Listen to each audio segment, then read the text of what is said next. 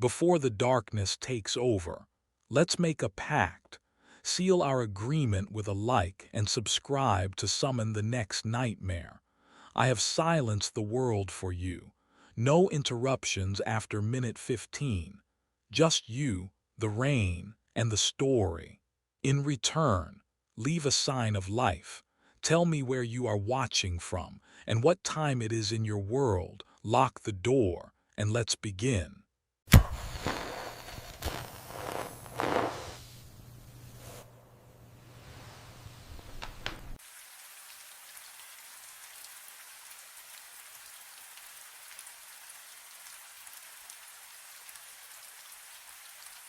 The lights died at 3:47 a.m. I was halfway down the basement corridor when the fluorescence cut out, plunging County General's guts into darkness. My boots scraped concrete. The emergency generator kicked in, that familiar diesel growl I'd heard 1,000 times, and the lights flickered back. Weak, stuttering. I didn't need my flashlight yet. The generator room hummed steady behind me, all systems normal. I'd checked it twice already. Nothing wrong. Nothing I could see anyway but the morgue corridor. Oh, the morgue corridor was different. The overhead lights strobed there, rapid-fire pulses that turned the hallway into a flip book. On, off, on, off. My eyes struggled to adjust. The smell hit me first, ozone, sharp and electric, mixing with something sweeter. Formaldehyde, the morgue's perfume. I squinted down the long hallway. Metal drawer handles lined both walls, catching light with each flicker.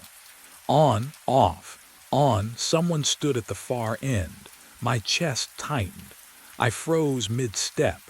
The figure was motionless, silhouetted against the emergency exit sign's red glow. Off.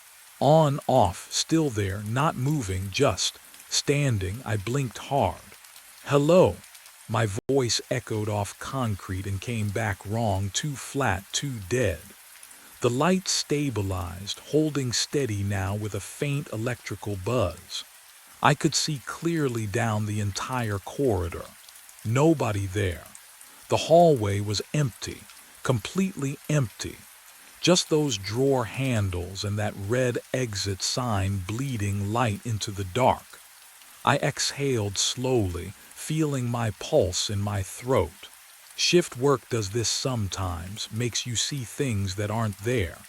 I pulled out my phone, called it in. Electrical fault, intermittent power loss, basement level. Standard report. I turned to leave, but the question followed me up the stairs, cold and insistent as the formaldehyde smell clinging to my uniform. Why had the figure been wearing the same clothes as me? The call came again the next night. 3:47 a.m., exact same time. My phone buzzed with the dispatcher's monotone voice. County General, basement electrical fault, morgue corridor. I told myself it was coincidence. Hospitals have electrical problems. Old buildings, bad wiring. Nothing strange about getting called back, but I brought my heavy flashlight this time. The generator room looked identical, humming machinery, that persistent ozone smell hanging in the stale air. I walked toward the morgue corridor and the lights began their rapid strobing pulse. My thumb found the flashlight switch. The figure stood at the hallway's end. This time, oh, this time I saw everything. The strobing lights froze him in snapshots, each flash revealing more detail.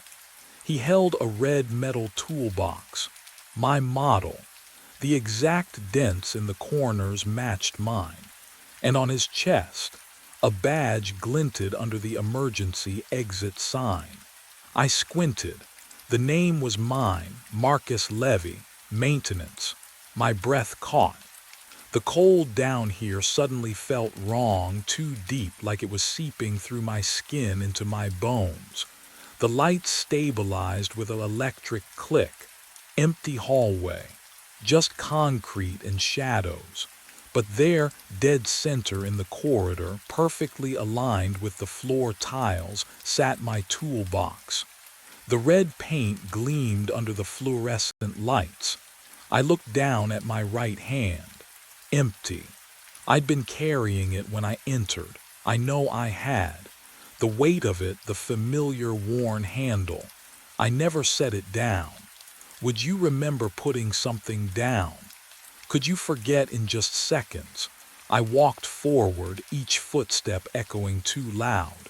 The toolbox sat there, impossibly centered, like someone had measured the exact middle of the hallway and placed it with surgical precision.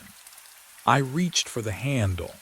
The metal was ice cold, and that's when I heard the scraping sound behind me, coming from inside the morgue. My hands shook as I knelt beside the toolbox. The latches clicked open, metal so cold it burned my fingertips. Inside, nestled between the screwdrivers and wire strippers I'd used for 20 years, lay a single hospital toe tag. White plastic, black ink, my full name printed in block letters, Marcus David Levy. I lifted it, and my breath stopped. Today's date, December 17th. Time of death, 4:15 a.m. My watch read 4:09, 6 minutes. What would you do? Hold a tag with your name, your death, counting down like a timer you can't shut off. I wanted to laugh, to scream. The sound caught in my throat came out as a choked gasp that echoed down the corridor. The fluorescent lights died. Total darkness swallowed the hallway, so complete I couldn't see my hands in front of my face. The generator hum continued, steady as a heartbeat, but no power reached the lights. I fumbled for my flashlight, dropped it, heard it clatter against concrete. Behind me, metal scraped against metal, slow, deliberate. The sound of a drawer sliding open on ancient rails. My fingers found the flashlight. I pressed the button, nothing, pressed again. The beam flickered once, twice, then held. I wasn't in the hallway anymore. I stood inside the morgue. The walls surrounded me, lined floor to ceiling with metal drawers. The formaldehyde smell was overwhelming now, chemical and sweet, coating the back of my tongue. One drawer gaped open at eye level, 3 feet away. Empty, dark. The label beneath it glowed white in my flashlight beam. My name stared back at me. I stumbled backward. My spine hit cold metal, another drawer behind me. The impact sent vibrations through my ribs. I couldn't breathe, couldn't think. The label on the open drawer at eye level was crisp, white, unmistakable, Marcus Levy. No, I ran. My boots hammered concrete. The formaldehyde stench clung to my throat as I sprinted toward the double doors. Behind me, nothing moved. No footsteps followed. Just the steady hum of the generator vibrating through the walls. I grabbed the door handle, twisted hard, locked. I yanked again. The metal wouldn't give. My shoulder rammed the door. Pain exploded through my collarbone, but the exit didn't budge. Hey, my voice bounced off tile and steel. Someone lock me in here, silence answered. What would you do, trapped in a morgue with your name on a drawer?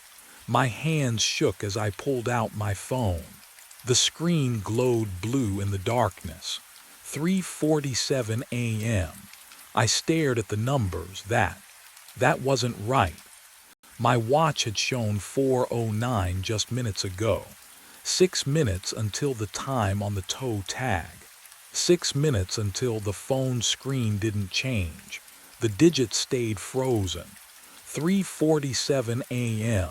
Time had reset. I pressed my back against the locked door and slid down. My breathing was too loud, too fast. The generator's hum was the only other sound in the entire basement. No footsteps above, no voices, just machinery and my pulse hammering in my ears. Something white caught my eye near the far wall. I crawled toward it. Another toe tag lay on the floor. Different handwriting. Different date, October 9th, 2 years ago, but the time of death, 4:15 a.m., exactly the same. How many times had I died down here? I needed answers. The generator room. There had to be records. My boots echoed against concrete as I stumbled back down the corridor, past the morgue's closed doors, past the toolbox I didn't remember setting down. The generator room's metal door stood open. Fluorescent light spilled across scattered tools and oil-stained floor. The desk in the corner held a thick logbook, its spine cracked from use. I flipped it open. The pages smelled like old paper and machine grease. My handwriting filled every line. October 3rd, 3:47 a.m. Generator fault. Resolved 4:15 a.m. September 18th, 3:47 a.m. Generator fault. Resolved 4:15 a.m. July 9th, 3:47 a.m. Generator fault. Resolved 4:15 a.m. The dates went back and back. Page after page, my signature, my notes, identical times, identical reports. I turned faster, the pages rustling like wings. 2 years of entries, then 3, all mine, all the same. I don't remember any of this. Not one single call. My hands shook as I traced the ink with my finger cold. The letters felt cold. Footsteps, soft rubber soles on concrete. Someone was coming down the hallway. Relief flooded through me so fast I nearly collapsed. Another person. Someone who could explain this nightmare. Tell me I wasn't losing my mind. Help me understand why time kept resetting, and my name kept appearing on toe tags, and a woman in scrubs rounded the corner. Asian features, dark circles under her eyes, a stethoscope draped around her neck. Her ID badge read, "Chen Annie, I see you." "Hey," I said, my voice cracked. "Hey, I need help, something's wrong with." She walked past me, straight past, like I wasn't there. "No, wait, please." I reached for her arm, my hand passed through her shoulder. She stopped at the generator room entrance, pulled a radio from her belt. Static crackled. "Security, this is Chen. I'm in the basement near the generator room. Found." She paused, her breath fogging in air that had suddenly gone arctic. "Found the site. Marcus Levy, deceased. Electrical accident, 3 years ago tonight." But then she turned and looked directly at where I stood. I called out to her. My voice cracked on her name. Annie turned toward the stairwell door, radio still crackling against her hip. She walked forward, straight through the space where I stood. No collision, no acknowledgement, nothing. The air where she passed turned cold. Hospital antiseptic mixed with something metallic, like blood left too long under fluorescent lights. I stumbled backward against the concrete wall, my palm flat against the surface, feeling the rough texture to prove I was still. "Something, Annie, please." She disappeared through the stairwell door.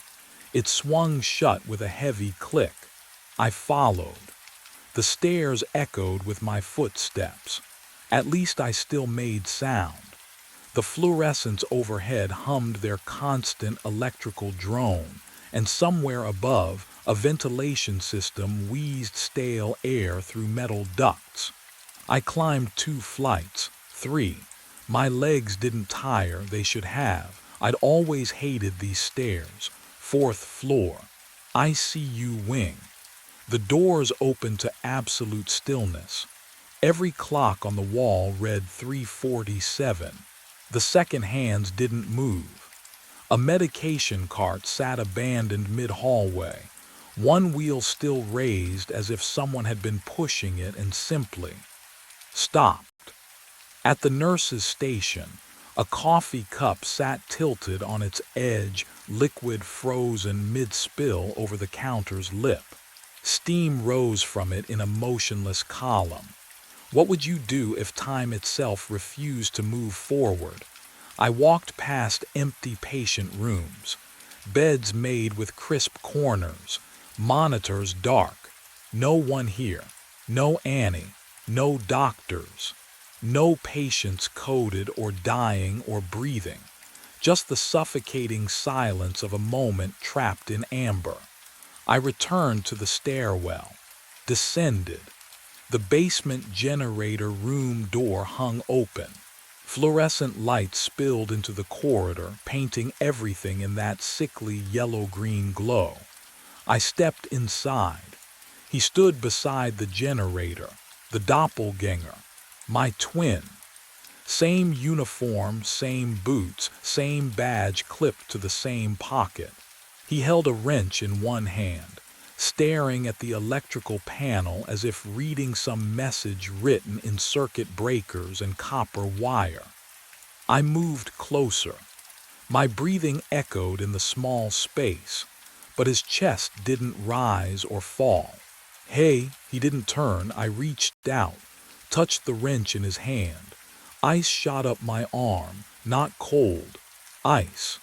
The kind that burns skin on contact, that fuses metal to flesh. I jerked back, cradling my hand against my chest. Frost clung to my fingertips. The doppelganger's head turned. Slowly, his face, my face, looked at me with eyes that held no recognition, no warmth, just the empty stare of something that had been waiting a very long time. If he was the ghost, then what was I? The cold spreads from my palm up my forearm. Not just cold, absence, like touching the void between stars. The doppelganger's empty eyes bore into mine, and suddenly I'm not in the generator room anymore. I'm in a delivery ward. Fluorescent lights buzz overhead. A nurse hands me a bundle, impossibly small, fingers like flower petals curling against my thumb. The clock on the wall reads 3:47 a.m. Sophia, I whisper. Her name tastes like morning, but the memory fractures, splinters. She's 7 years old now, hospital bed. Monitors beeping steady rhythms around her small frame. Pneumonia, they said. Routine, they said. I kiss her forehead before my shift. I'll be right downstairs, baby, just fixing a few things. The generator hum drags me forward through time. 3 years ago, this basement, my phone vibrating against my hip, Frank's voice crackling through, power fluctuation on 4th floor ICU. They need you now. I remember checking the electrical panel. Just one more connection. 5 more minutes to stabilize the grid. Then the intercom, a nurse's voice urgent. Code blue, ICU bed 7, code blue. Bed 7, Sophia's bed. I remember my hand hovering over the breaker. The hospital needed power. The ICU needed power. She needed. Oh God, the ozone smell is sharper now, mixed with the phantom scent of antiseptic and fierce sweat. I tried to bypass the damaged circuit. Faster. My hands shaking, stripping wires, twisting connections. 4:14 a.m. The breaker sparked. Electricity doesn't care about intention. It found the path through my wet gloves, through my chest, stopping my heart at exactly 4:15 a.m. The same minute the monitors upstairs went silent. I never left this basement, never held her hand, never said goodbye. The doppelganger still stares, wrench raised, frozen in the same task I died performing. And I finally understand what I've been doing every night since. The cold left my hand burning, but the memories, they stayed. I staggered backward, breath coming in shallow gasps. The doppelganger stood motionless beside the generator, tools still gripped in pale fingers. The fluorescent lights hummed overhead, the same lights that had flickered 3 years ago, the same generator that had refused to stay online.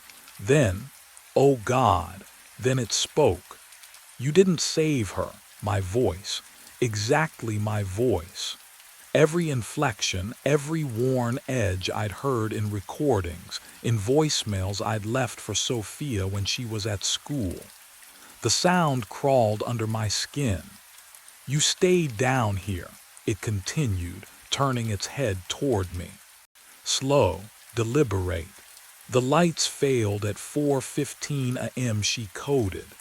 The generator's hum grew louder, drowning out my pulse. You heard the alarm through the intercom but kept working. I had.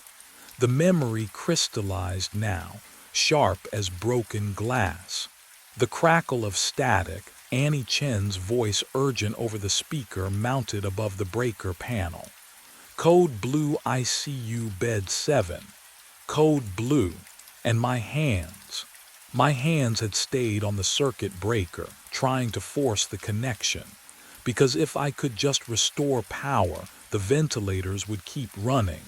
The monitors would stay online. Everyone would be saved. You were electrocuted at exactly 4:15 a.m. trying to bypass the breaker. The scar on my palm throbbed. The one that wasn't there anymore, because this body, this form I wore, it was memory, not flesh. The doppelganger stepped closer. Its breath smelled like ozone, like burning wire insulation. You chose the machine over her. No, no, I chose. Now you choose every night. The lights flickered once, twice. My watch remained frozen at 3:47 a.m. What would you do if you realized the choice wasn't over? I understand now. The lights aren't broken. They flicker because my brain is dying, over and over in a 28-minute loop. The fluorescent strobe white, then dim, matching the rhythm of neurons misfiring 3 years ago when 440 volts tore through my chest. The generator hum I've heard every night isn't machinery at all. It's the electrical buzz of my last moment, replaying endlessly in whatever passes for my consciousness now. Every night I return to this basement. Every night I try to fix the breaker, restore the power, undo what cannot be undone. I thought I was being called to repair the hospital, but there's nothing wrong with the hospital. The thing that needs fixing is me, and I've been broken for 3 years. The doppelganger stands motionless beside the generator, tools in hand. I finally see the truth. He isn't haunting me. He is me, the ghost technician, forever on call, forever trying to solve a problem that has no solution. My hands look solid, but when I press them against the concrete wall, I feel nothing. No temperature, no texture, just the memory of touch. I walk toward the morgue corridor. My boots make no sound. The overhead lights flicker again, and in the strobing darkness I see it clearly. One drawer, halfway down the hall, slightly ajar. My name printed on the label in block letters. The smell hits me, formaldehyde mixing with something else. Something sweet and rotten. Would you open a drawer with your name on it? I reach for the cold metal handle. Pull it toward me. The rollers glide smooth, silent. And there I am. The corpse wore my wedding ring. The metal drawer felt ice cold beneath my hand. Formaldehyde stung my nostrils, thick and medicinal. My body, the real one, lay perfectly preserved in County General's basement darkness. The uniform I'd worn that night still carrying traces of electrical burn marks across the chest. The watch on my wrist, on its wrist, frozen at 4:15. I reached toward my own face. Gray skin, lips pulled back slightly. The expression wasn't peaceful. It was the look of someone who realized too late what they'd chosen. Behind me, the generator hummed its eternal song. But something had changed. The doppelganger stood in the doorway now, tools hanging loose in translucent hands. It didn't speak. It didn't need to. We both knew what came next. I could walk back to the generator room, reset the loop, spend another 3 years, another 30, trying to fix machinery that never truly broke. Or I could do what I should have done that night when the alarms started screaming through the intercom. I should have gone to her. Sophia died at 4:15 a.m. while I stayed in the basement, convinced the hospital needed me more than she did. That machines mattered more than holding my daughter's hand while her heart forgot how to beat. What would you do if you could rewind one choice? If you could loop forever, would you? Or would you finally let go? The lights flickered. Once. Twice. I lowered myself onto the metal slab beside my own corpse. The cold bit through me, or maybe I'd always been this cold.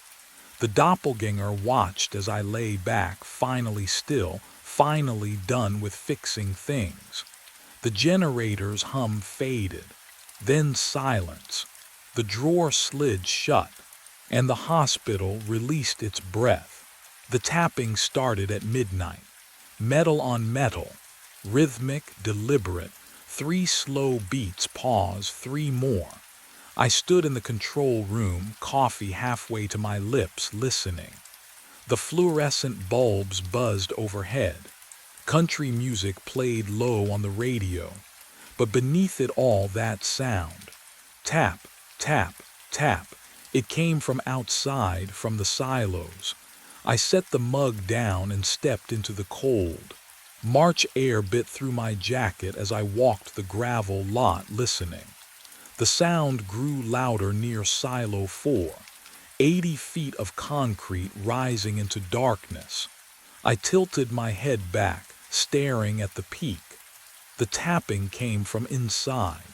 My hands found the ladder rungs, cold metal slick with night moisture. I climbed. One rung, another. The ground dropped away beneath me. Wind pulled at my shoulders. What would you do? Hearing something impossible in the dead of night, knowing you're the only soul for miles. The platform swayed as I stepped onto it. Wheat dust hung in the air, coating my throat. I fumbled for my flashlight, clicked it on. The beam swept across the grained surface and froze. The wheat had been disturbed, patterns carved into it, not random. Letters. Words gouged deep into the golden surface, shadows making them legible. Help buried 40 feet down. My heart slammed against my ribs. I knelt at the edge, hand hovering over the letters. The grain felt wrong, too cold, like touching January snow, not dried wheat. Who could write this? Who could be? I smoothed the wheat flat with shaking palms, erased the words, made the surface level again. Below, in the control room, the radio dissolved into static, and the tapping stopped. The patterns were back. I climbed Silo 4 at 11:47, telling myself I'd imagined it all. The cold wind bit through my jacket as I gripped each metal rung, the ladder groaning under my weight. At the top, I swung my flashlight across the wheat surface. Fresh grooves cut through the grain, deeper this time. More letters, help me, my throat tightened. I had smoothed this flat last night. I had erased it. Roy Hutchins leaned against the control room doorframe the next morning, coffee steaming in his fist. I told him everything, the tapping, the message, how it returned. He barely looked up from his clipboard. Settling grain, he said. His voice was flat, practiced. Happens all the time in 4. Air pockets collapse, surface shifts, you'll get used to it. But the letters, Earl. He finally met my eyes, and something in his expression warned me to stop. You're new. Night shifts play tricks. Don't go looking for problems. The fluorescent lights buzzed overhead as he walked away, boots echoing down the hallway. I waited until his truck left the gravel lot. Then I opened the filing cabinet in the corner of the control room, fingers trembling as I flipped through employee records. The paper felt strangely rough, almost damp. Clayton Wade, previous overnight operator. Start date, November 2018. End date, March 18, 2023. No resignation letter, no forwarding address. Just a red stamp across the folder left without notice. 2 years ago, almost to the day. I pulled up the security footage archives on the computer, scrolling back to March 2023. The screen flickered. Static consumed every recording from that month. Corrupted files, all of them. Hours and hours of white noise. My wedding ring dug into my finger. When had it gotten so tight? I twisted it, feeling the metal bite into swollen skin, but it wouldn't budge. And somewhere above me, faint through the ceiling, the tapping began again. I pulled my employment file at dawn. The folder smelled like old coffee and cigarette smoke. I flipped past the tax forms, the safety acknowledgments. There, my start date typed in faded ink. March 18th, 2023. The same day Clayton Wade disappeared. I tried to remember the interview. Sitting across from Roy, shaking his hand, signing the offer letter. Nothing. Just a blank space where the memory should be. My first night here felt like waking up mid-shift, already knowing where the light switches were. Have you ever forgotten something important? Not misplaced it, but had it erased? Roy was in his truck when I found him, engine running, heater on. When did you hire me? He didn't look up from his thermos. 2 years back, you know that. Same day Clayton left. Coincidence? His jaw tightened. Drop it, Earl. Did you even interview me? He drove away. Gravel crunched under his tires then. Silence. The kind that presses against your eardrums. I worked alone that night. Radio played classic country, but the songs felt wrong, released after I'd started here somehow. At 2 a.m., the tapping began again. Faster this time. Urgent. Tap, tap, tap, tap, tap, tap. I climbed the ladder. Each rung bit cold through my gloves. The wind had died completely. No sound except that relentless rhythm and my own breathing. At the top, I knelt on the platform. The grain stretched before me, pale under the floodlights. I reached down, plunged my hand into the wheat. Cold, not the dry chill of winter grain. This was wrong, damp, clinging. The texture felt almost organic, like touching skin left too long in bath water. I jerked my hand back. The tapping stopped, and in the sudden silence I heard something else, a wet, sliding sound, as if the grain itself was breathing. I blinked. The clock read 3:15. My coffee was cold, stone cold. I'd poured it fresh at midnight, hadn't I? I stared at the mug, ceramic smooth under my fingertips. The surface had a film hours old. My shift log sat open, last entry timestamped 11:42. 3 hours. Gone. The fluorescent lights buzzed their familiar drone, but my skin prickled with the certainty that I'd been somewhere else. Somewhere dark. I stood. Too fast. The room tilted. Cold air hit my face. The door to the lot stood open. Had I gone outside? I looked down at my hands, dirt, packed deep under every fingernail. Black soil, damp and gritty, the kind that clings when you've been digging. Or clawing. My throat closed.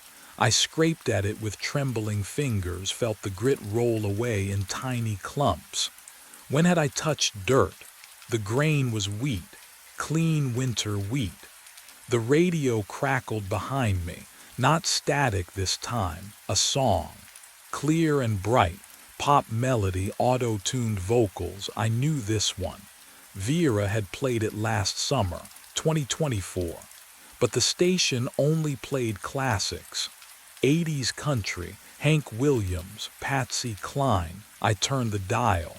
Every frequency bled the same modern track, overlapping, distorted. Have you ever heard a song that shouldn't exist yet? It makes your teeth ache. I snapped it off. The silence felt worse. I moved to the security monitors, needing to see something normal, something fixed. 6 screens glowed pale green. Silos 1 through 5 showed their usual still frames.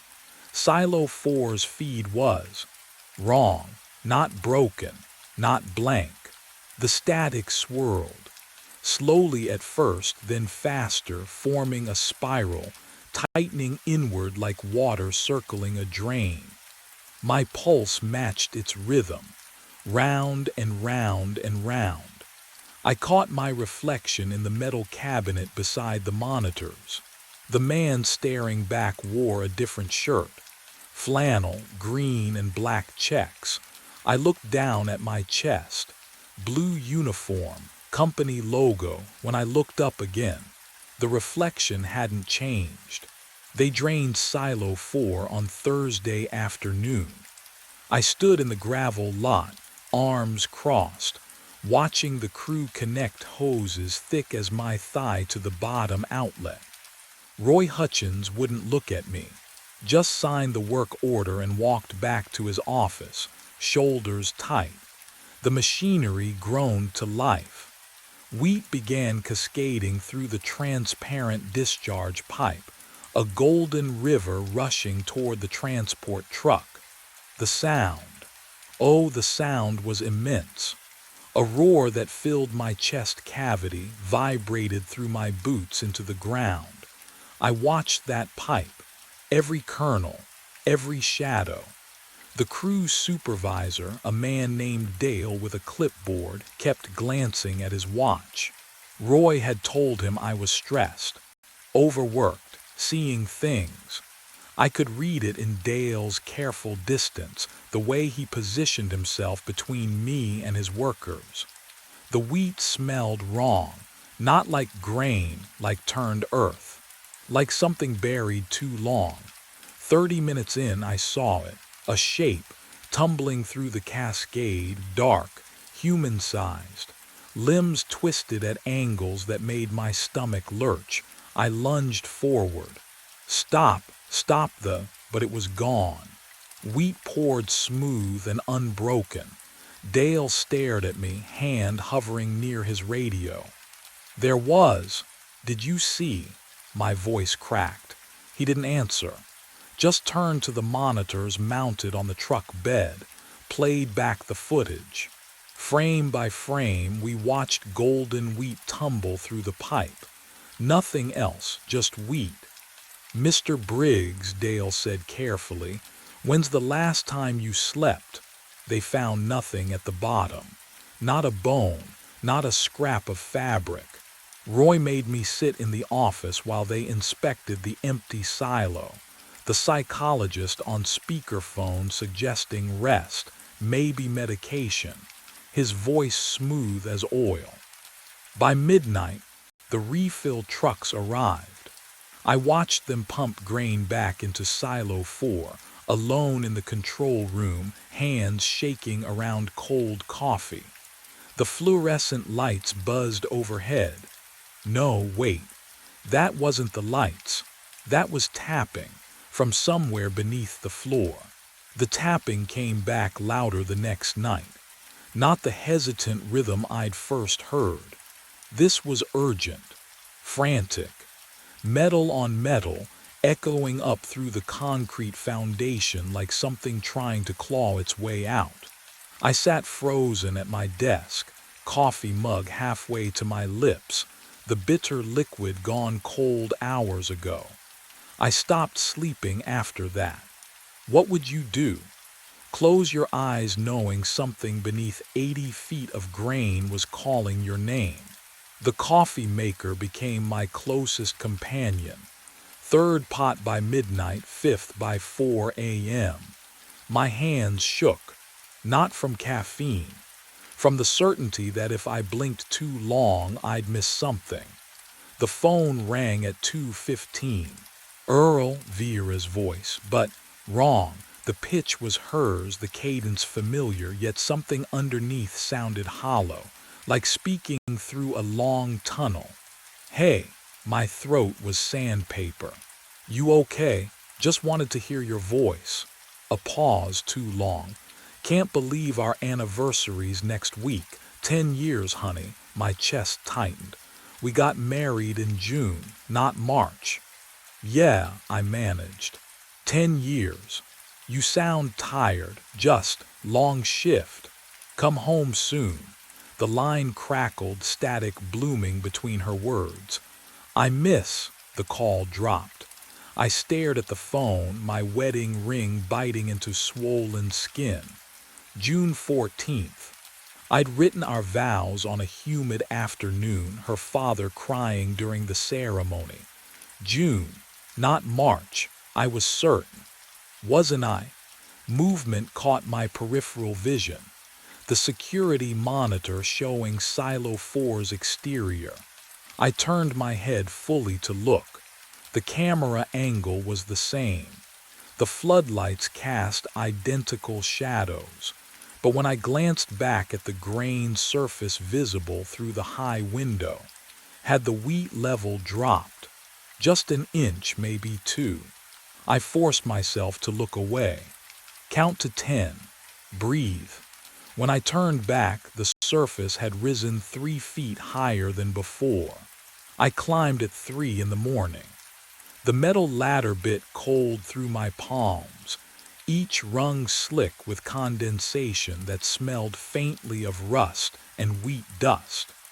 My flashlight beam stuttered ahead, illuminating the curved concrete walls as I ascended toward the platform above Silo 4. The tapping had stopped an hour ago, but I had to see. My boots hit the narrow platform. It swayed just slightly. The grain surface spread below, pale and rippled like skin. And there, carved deep into the wheat, letters 2 feet high, sharp-edged and deliberate, I am you. Fell March 2023, suffocating. You are standing on me. My breath caught. The flashlight trembled in my grip, standing on me. I took a step back. The platform groaned, metal singing under my weight, and beneath my feet I felt it, a vibration, rhythmic like something, pounding. Can you imagine reading your own death written in grain? The surface began to move, not settling, not shifting, moving. The wheat spiraled inward, grains tumbling over each other, forming a slow, rotating whirlpool directly beneath where I stood. The sound was wrong, too liquid, too hungry, a susurrus that climbed the walls and filled my ears. I grabbed the railing. Cold bit through my wedding ring, the metal band cutting into swollen flesh. The whirlpool widened. Faster now. Faster. Grain cascading into darkness, falling into some impossible void 40 feet down. And from that churning center rose a sound that froze every nerve in my body. Screaming, a voice I recognized, hoarse, desperate, clawing for air. My voice, screaming my name from below, and the platform beneath me began to crack. I ran, hands slapping cold metal rungs, boots scraping down the ladder so fast my palms burned. The voice below, my voice, kept screaming my name, but I didn't look back. Couldn't. My lungs pulled in air that tasted like rust and old wheat. Gravel crunched under my feet. The parking lot stretched empty under a sky with no stars. I fumbled for my phone. Dead, screen black, cold as stone. My truck sat alone near the gate. I yanked the door open and the interior reeked of grain dust, thick, choking even though I'd never hauled wheat. Keys in the ignition. I twisted them. Click, click, nothing. No, no, no, no, I abandoned it. Ran toward the access road, the one that led to the highway 3 miles out. Gravel turned to pavement under my boots. Streetlights flickered ahead. I ran until my chest burned, until the lights grew closer, until Silo 4 loomed in front of me. I spun around, the gravel lot, my dead truck, the same gate I just passed. Impossible. I tried again. Chose the eastern fence line this time, following the chain link toward the service road Roy used for deliveries. Ran past the equipment shed, past the maintenance bay, past the parking lot. Silo 4. Always Silo 4. The wedding ring bit into my finger, a band of fire-cutting circulation. I looked down and my breath caught. The skin beneath the gold had turned black. Not bruised, black. Necrotic. Dead tissue wrapped around a living hand. Can you imagine that? Seeing your own flesh rotting while your heart still beats. I staggered to the truck, wrenched the rear-view mirror toward my face. Oh, the man staring back had sunken eyes, deep hollows carved beneath the cheekbones. Skin gray as winter fog, lips cracked and bloodless. I touched my face and felt cold meat, the texture all wrong, like touching someone else's corpse. I had been dead. Maybe still was. Time wasn't moving forward anymore. It was collapsing inward, folding back on itself like grain swirling down a drain. The facility had become a loop, and I was caught in the center, spiraling toward something inevitable. My hand moved to the truck door. I didn't tell it to. My legs carried me back across the gravel, back toward the ladder, back toward the platform where the grain was waiting. My hands gripped the cold rungs. I don't remember deciding to climb. The ladder pulls me upward, rung after rung, my body obeying commands I never gave. The metal is ice against my palms, but I can't feel pain anymore, just pressure. The platform waits above. I haul myself onto it. The grain surface spreads before me, pale under the single bulb. The wheat smells wrong, not musty, but sweet. Rot sweet. like flowers left too long in a closed room. The metal grate creaks beneath my weight. It shouldn't creak. I've stood here 20 times, maybe more. But tonight the bolts groan and the platform tilts, the world drops. I fall. Grain rushes up, swallows me. My mouth opens to scream and wheat pours in, dense and choking. The cold shocks through my chest. I thrash, kick. The grain compresses around my legs, my waist, a vice tightening with every movement. 40 feet down. How far have I fallen? My lungs burn. Wheat fills my throat. I claw upward, but the surface is gone, buried, suffocating, and then I hear it. Tap, tap, tap. Metal on metal, someone on the ladder above.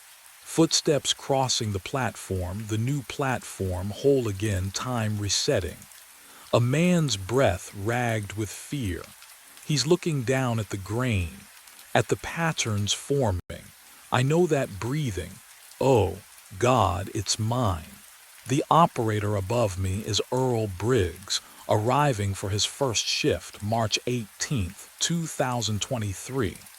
And I am Clayton Wade, have been Clayton Wade, buried for 2 years beneath 40 feet of winter wheat, tapping, writing, begging to be heard. The loop closes. Time collapses inward. I open my mouth to scream his name, my name, but only grain pours in, and the suffocation that will never end begins again. Roy handed me the keys on March 18th, 2025. The metal was warm from his palm, or maybe from something else. I pocketed them without asking questions. First night shifts always felt strange, he said. His eyes looked tired, ancient, like he'd seen this conversation 1,000 times before. The gravel crunched under my boots as I walked the perimeter. 6 silos, all identical, but silo 4. Something about the way it stood made my skin prickle. Cold air rolled off the concrete like breath from an open mouth. Midnight came with the smell of dust and old machinery. Then the tapping started. Tap, tap, tap, rhythmic, deliberate. Metal on metal, echoing down from somewhere high above. I stood beneath silo 4, listening.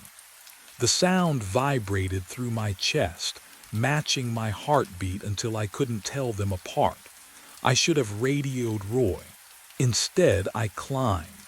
The ladder was ice cold even through my work gloves. 80 feet up, the platform swayed slightly in wind that shouldn't exist inside a silo. The hatch groaned open. Wheat stretched before me, an ocean of grain under a single utility light. The surface was disturbed, patterns, deliberate furrows forming letters, words. Could you ignore something like that? Would you? My wedding ring suddenly felt wrong, too tight, cutting circulation. I twisted it absently, staring at the message carved in 10,000 kernels of winter wheat. Help buried 40 feet down. My breath fogged in air that had gone freezing. The grain smelled sweet, rot sweet, like something left too long in warm earth. I knelt, smoothed the wheat with both hands. The patterns disappeared beneath my palms, erased as though they'd never existed. Descended the ladder, returned to the control room, told no one. The coffee tasted like metal, and my ring wouldn't come off anymore. But those were small things. Explainable. The kind of details you convince yourself don't matter until they're the only things that do. Above me in silo 4, the tapping continued. It always does. The knock came at 3:30. I froze, syringe halfway to the sharps container. The sound echoed through the van's metal walls, 3 deliberate raps that didn't belong to this hour, this parking lot, this silence. No one donated blood at 3:30 in the morning. I set the syringe down. My wedding ring clinked against the steel counter, the only other sound besides my breathing. Outside the tinted windows, the community center lot stretched empty beneath a single streetlight.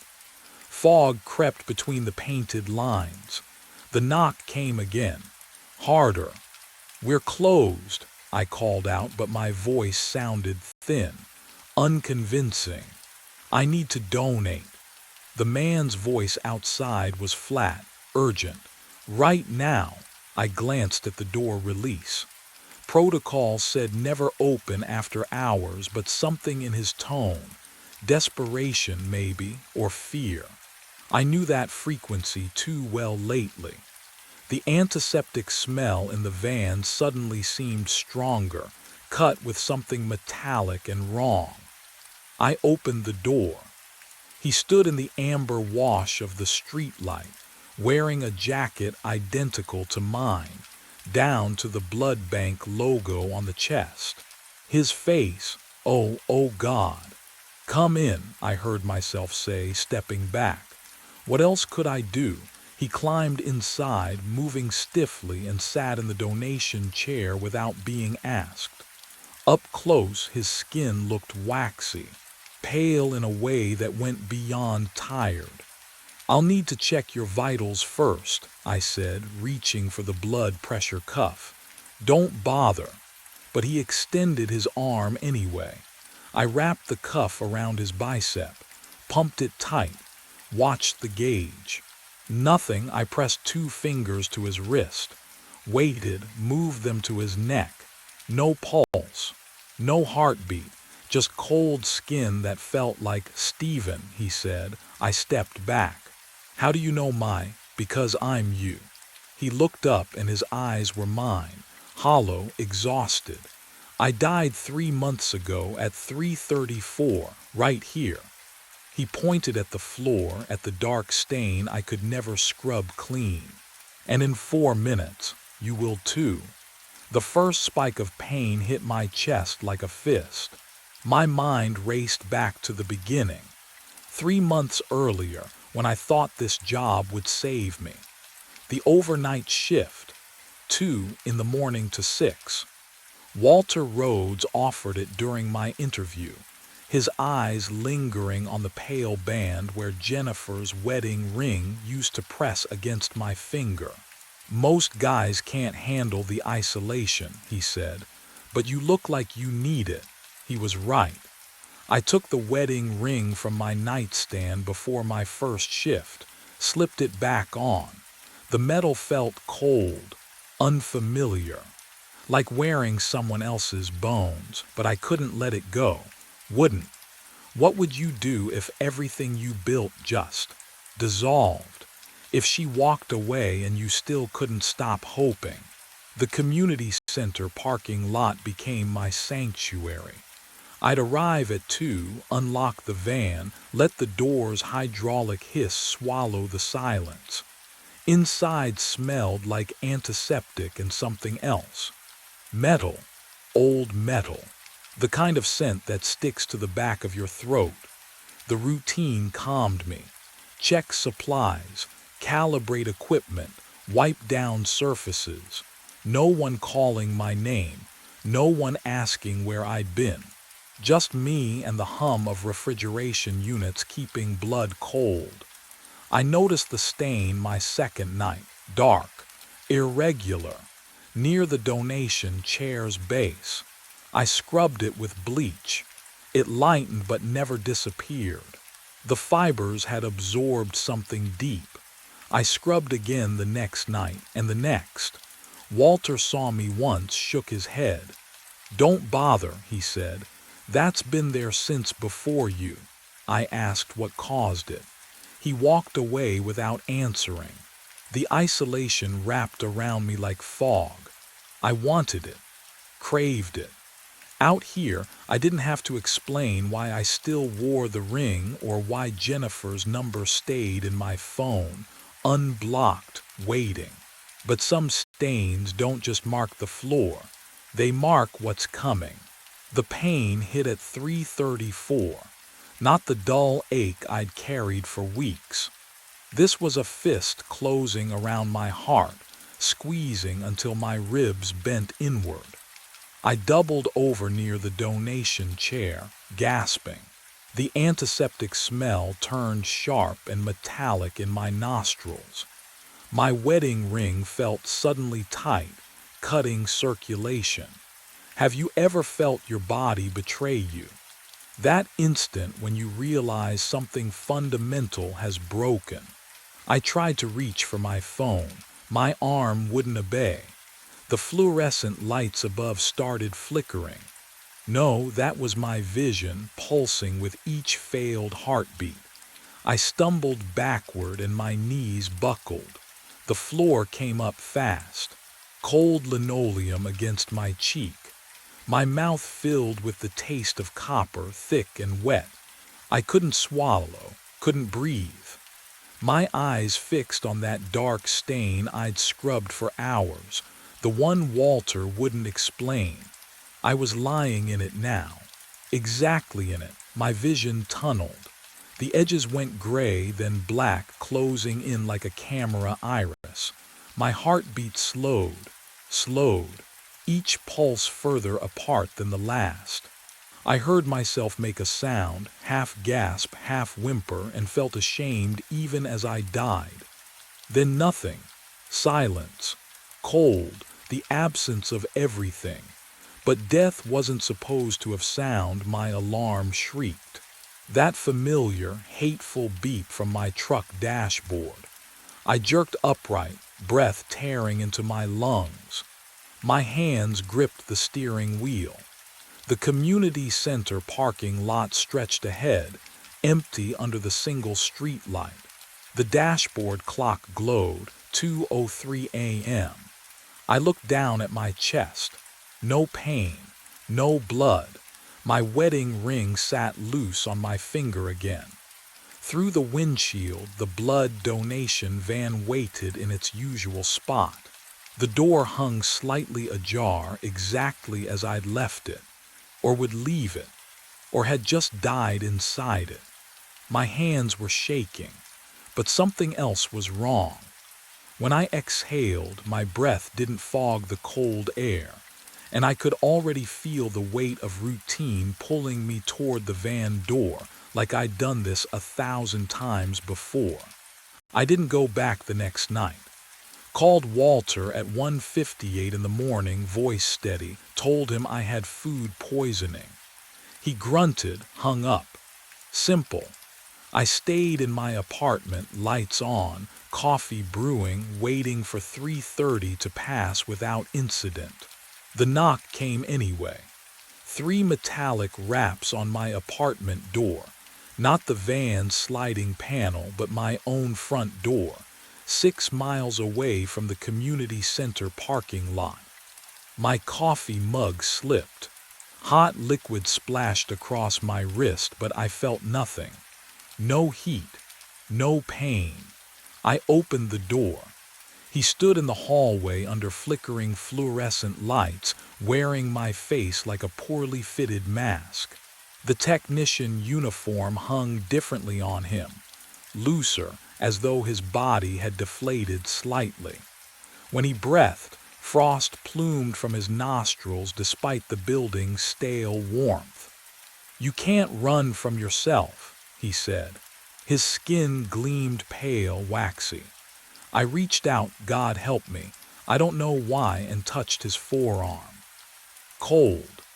The kind of cold that comes from refrigeration units, from blood bags stored at 38 degrees, from flesh that hasn't circulated warmth in months. The smell hit me then. Metallic, sterile. That specific tang of preserved hemoglobin mixed with anticoagulant solution. He smelled exactly like the inside of the van's storage compartments. "You died 3 months ago," he whispered. "This is just the acknowledgement. 3:34 arrived on schedule. The chest pain erupted, a fist crushing my sternum from the inside.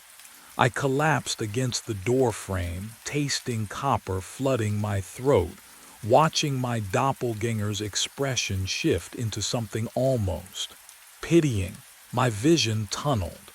Darkness crept in from the edges. The alarm woke me at 2:03 in my truck, parked outside the community center, the van waiting ahead in its usual spot. What would you do if death remembered your address? The truck's steering wheel dug into my ribs. I jerked upright, tasting exhaust and night air. 2:03 a.m. on the dash. My apartment was 6 miles away. But here I sat, parked beside the community center.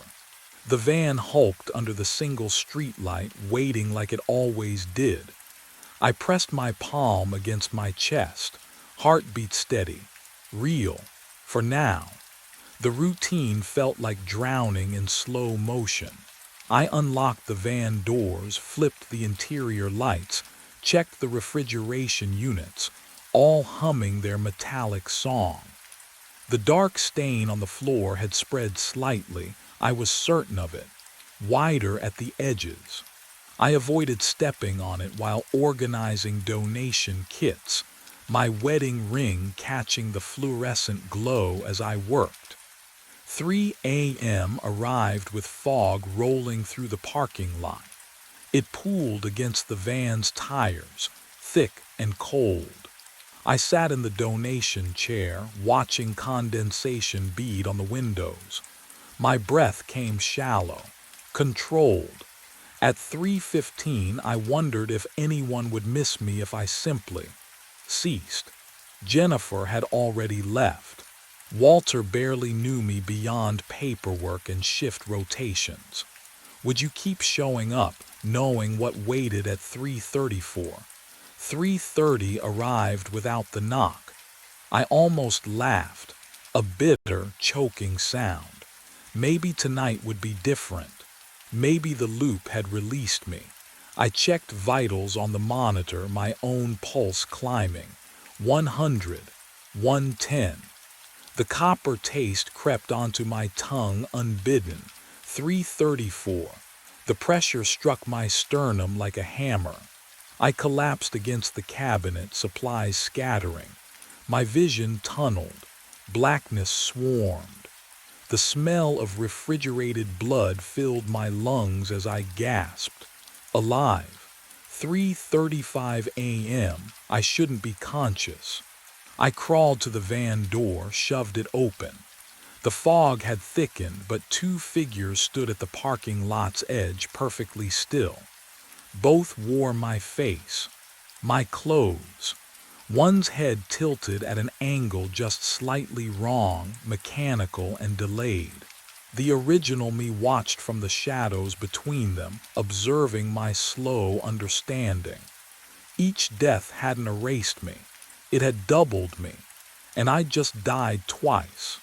I broke in at 2:15. The alarm rang at 2. I drove to headquarters instead. My hands shook on the steering wheel. But I couldn't stay ignorant anymore. Not after seeing myself multiplied in the fog. Not after dying twice. If this curse had rules, someone knew them. The blood bank building stood dark against the October sky, fluorescent safety lights humming behind tinted glass. I used my access card. It still worked. The door clicked open with a sound like cracking ice. Inside, the air smelled wrong, recycled and cold, with an undertone of copper I couldn't place. My footsteps echoed on linoleum floors. Every sound felt amplified in the silence. The buzz of lights overhead, the distant hum of refrigeration units, my own shallow breathing. Walter Rhodes' office was locked.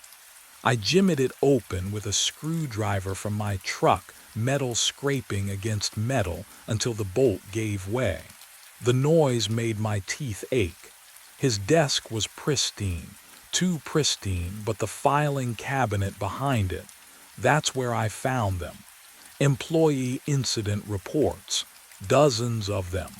I spread them across the desk under the desk lamp's yellow glow, fingers trembling as I read dates and times and causes of death. Marcus Brennan, cardiac arrest, 3:44 a.m., van number 7. I blinked. 3:44. No, I leaned closer.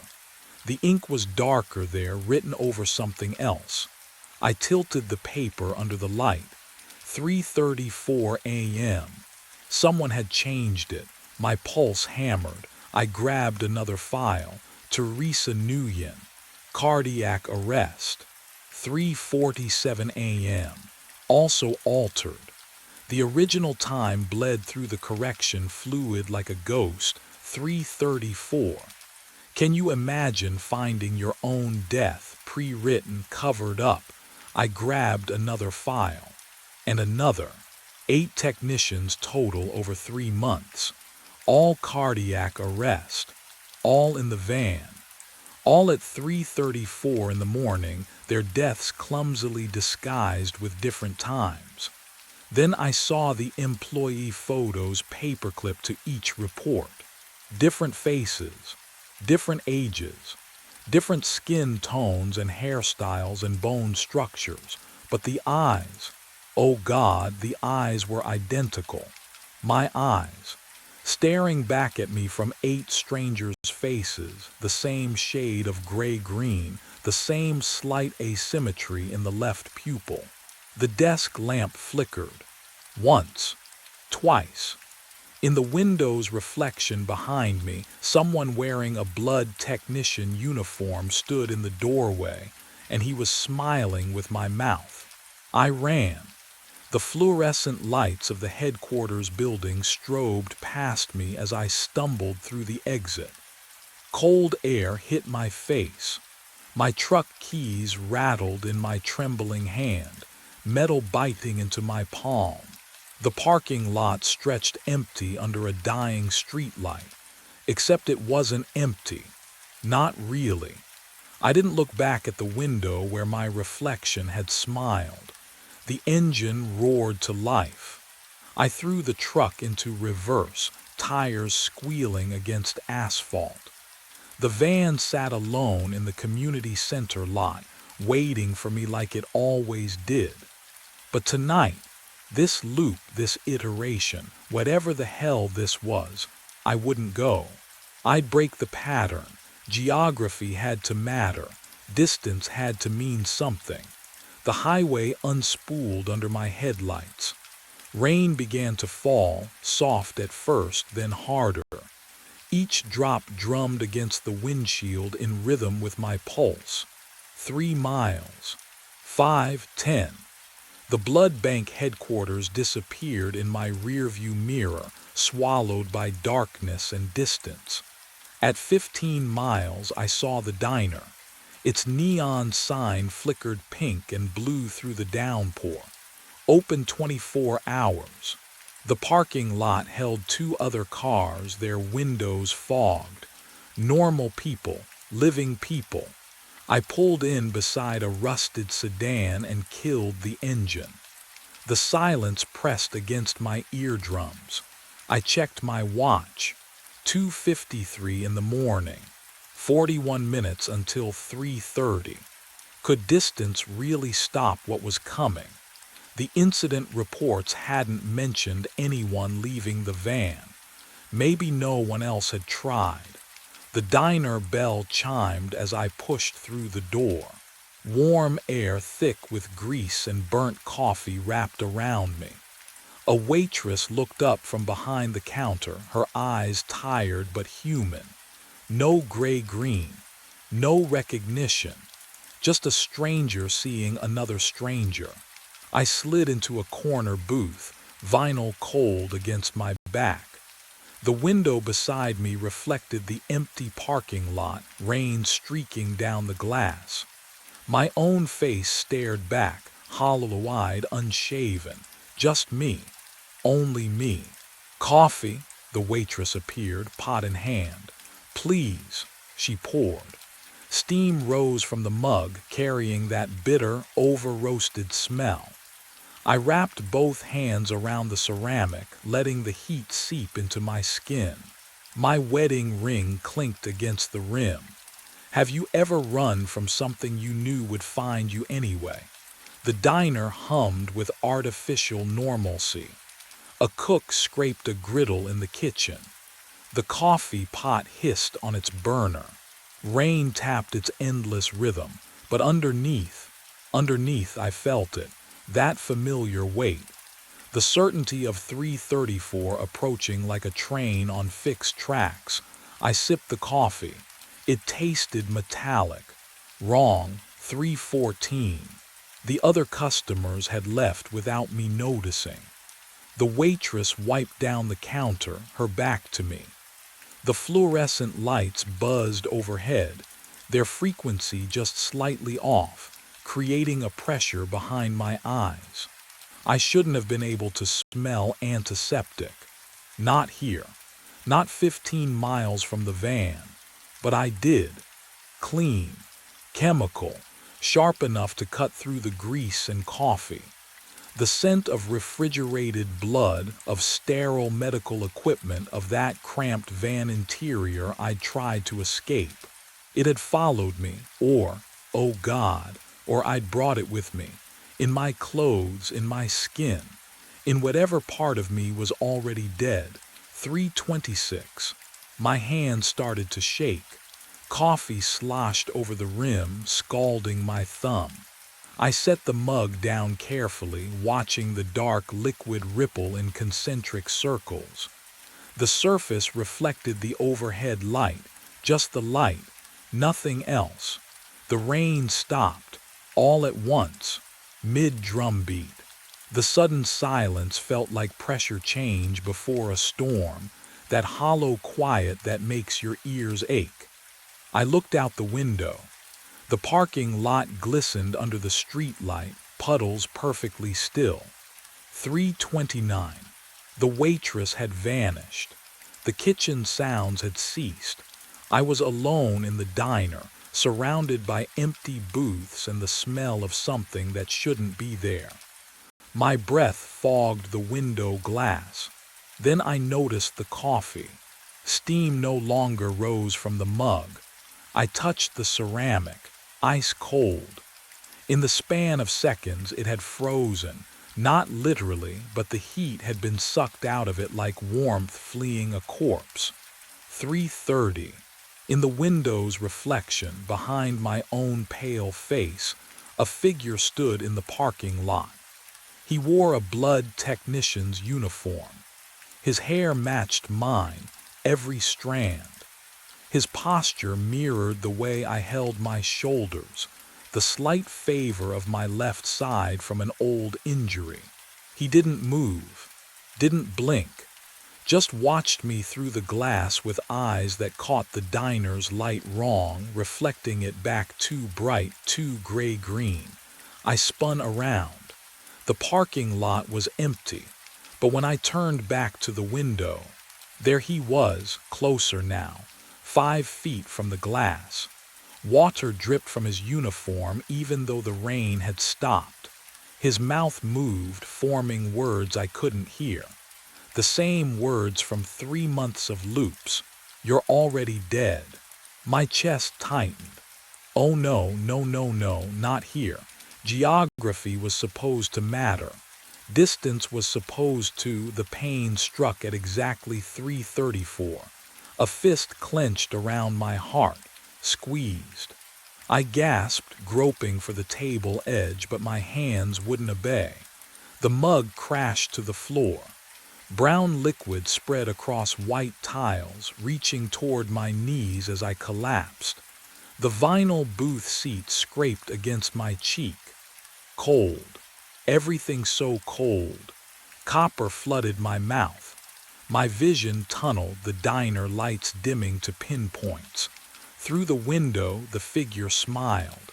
Then 7 more stepped into view behind him. all wearing the same uniform, all with my face. They formed a semicircle around the diner, watching, waiting, bearing witness to the same death they'd each experienced in sequence. My lungs seized. My heart stuttered. The tiles pressed against my spine, and somewhere in my fading consciousness, I noticed the floor beneath me wasn't quite clean. There was a stain, faint, barely visible, shaped exactly like a body. My body. The waitress would find me at dawn.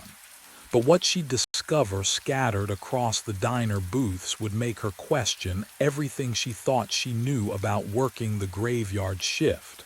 The alarm rang at 2 a.m. I was in my truck again. Key in the ignition. Community center parking lot ahead, single streetlight casting its pale circle on asphalt. The metallic taste of death still coated my tongue.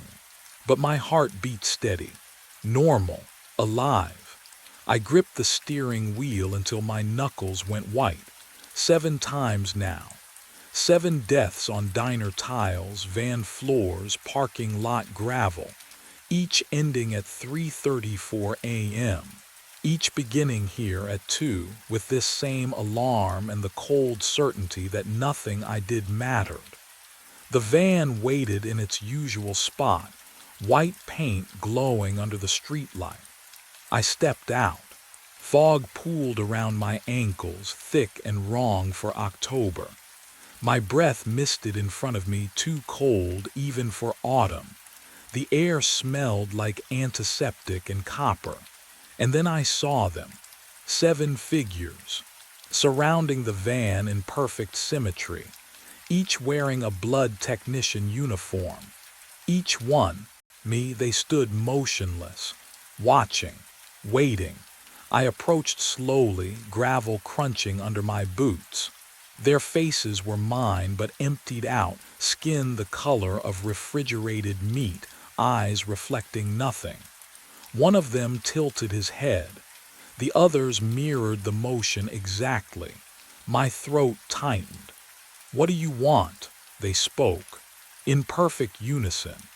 The loop only ends with a replacement. 7 mouths, 1 voice. The sound scraped against my skull like nails on bone. Someone else must die at 3:34 a.m. Their lips moved in synchronized precision. In the van, on the floor where you fell, I staggered back. "No, no, I won't. You already have." They stepped forward together, a coordinated movement that made my stomach lurch. 3 months ago, you became the stain. The stain. Oh God. I turned toward the van, legs moving on autopilot. Yanked open the back doors. The interior lights flickered on, illuminating the cramped medical space, the donation chair, the refrigeration units humming their steady drone. And there on the floor, the dark stain I'd scrubbed 100 times. It was shaped like a body, arms splayed, legs bent, head tilted at the exact angle mine had been when the chest pain finally stopped. The stain was, oh God, the stain was me. Behind me, their unified voice whispered through the fog. "She'll knock at 3:30, and you'll have to choose." I wait. 3:28 a.m. The van smells like antiseptic and old copper, the refrigeration units humming their funeral dirge. My 7 selves stand outside in the parking lot fog, patient as gravestones. They're watching, always watching. The knock comes at exactly 3:30. 3 sharp raps against the van's side door, not the frantic pounding of my doppelgangers, but lighter, human, real. I freeze, my heart. Oh God. My heart hammers against ribs that'll stop moving in 4 minutes. Do I answer it? Can you imagine making that choice? "Hello," a woman's voice, strained. "Please, I saw the lights. Are you open? I can't move, can't breathe. My daughter. She needs platelets. Emergency surgery at 6 a.m. Her count's critical and her voice cracks. Please, I know it's early, but the hospital said someone might be here. My hand touches the door handle. The metal feels wrong, too warm. Through the window, I see her. Mid-30s, hospital bracelet on her wrist, mascara smeared from crying. Real, she's real, not a copy, not a ghost. I'm Christine, she says, pressing closer to the glass. Christine Morales, I know this sounds crazy, but I trust you. You don't even know me. Your wedding ring. She points, and I glance down at the gold band I never removed. My husband wore one just like that before she swallows. He was a good man. I can tell you are too. The irony tastes like blood in my mouth. She needs me to open the door. Her daughter's life depends on someone being here, being willing to help at this God-forsaken hour. But if I let her in, if she's still here at 3:34, would you do it?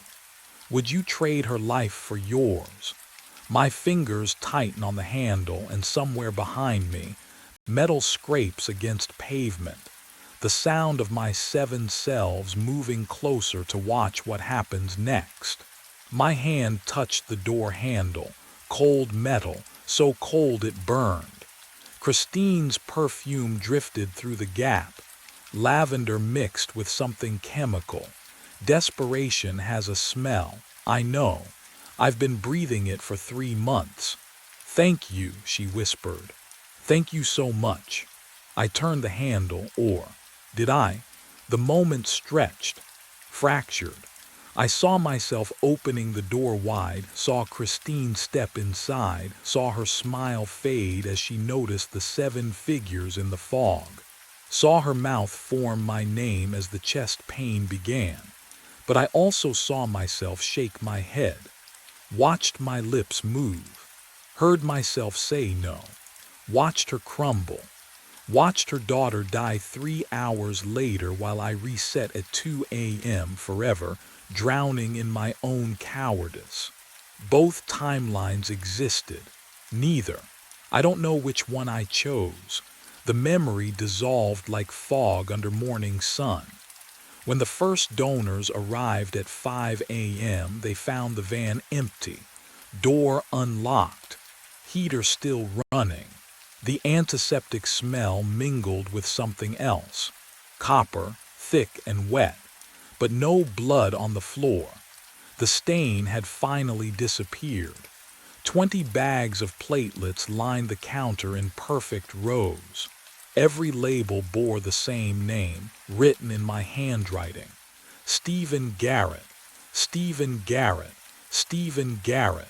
They never found me. But in the community center parking lot, as dawn burned through the last wisps of fog, someone stood beneath the dead streetlight. Technician uniform, familiar posture, watching the van with patient, hollow eyes, checking his watch, waiting for 2 a.m. to arrive again. The loop doesn't end, it just finds someone new. Can you hear the knock at 3:30? Because I promise you, someone always answers. My headlamp finds him between the kelp fronds. 4th night in a row. Same spot, 30 feet down, where the forest grows thickest and the beam barely penetrates.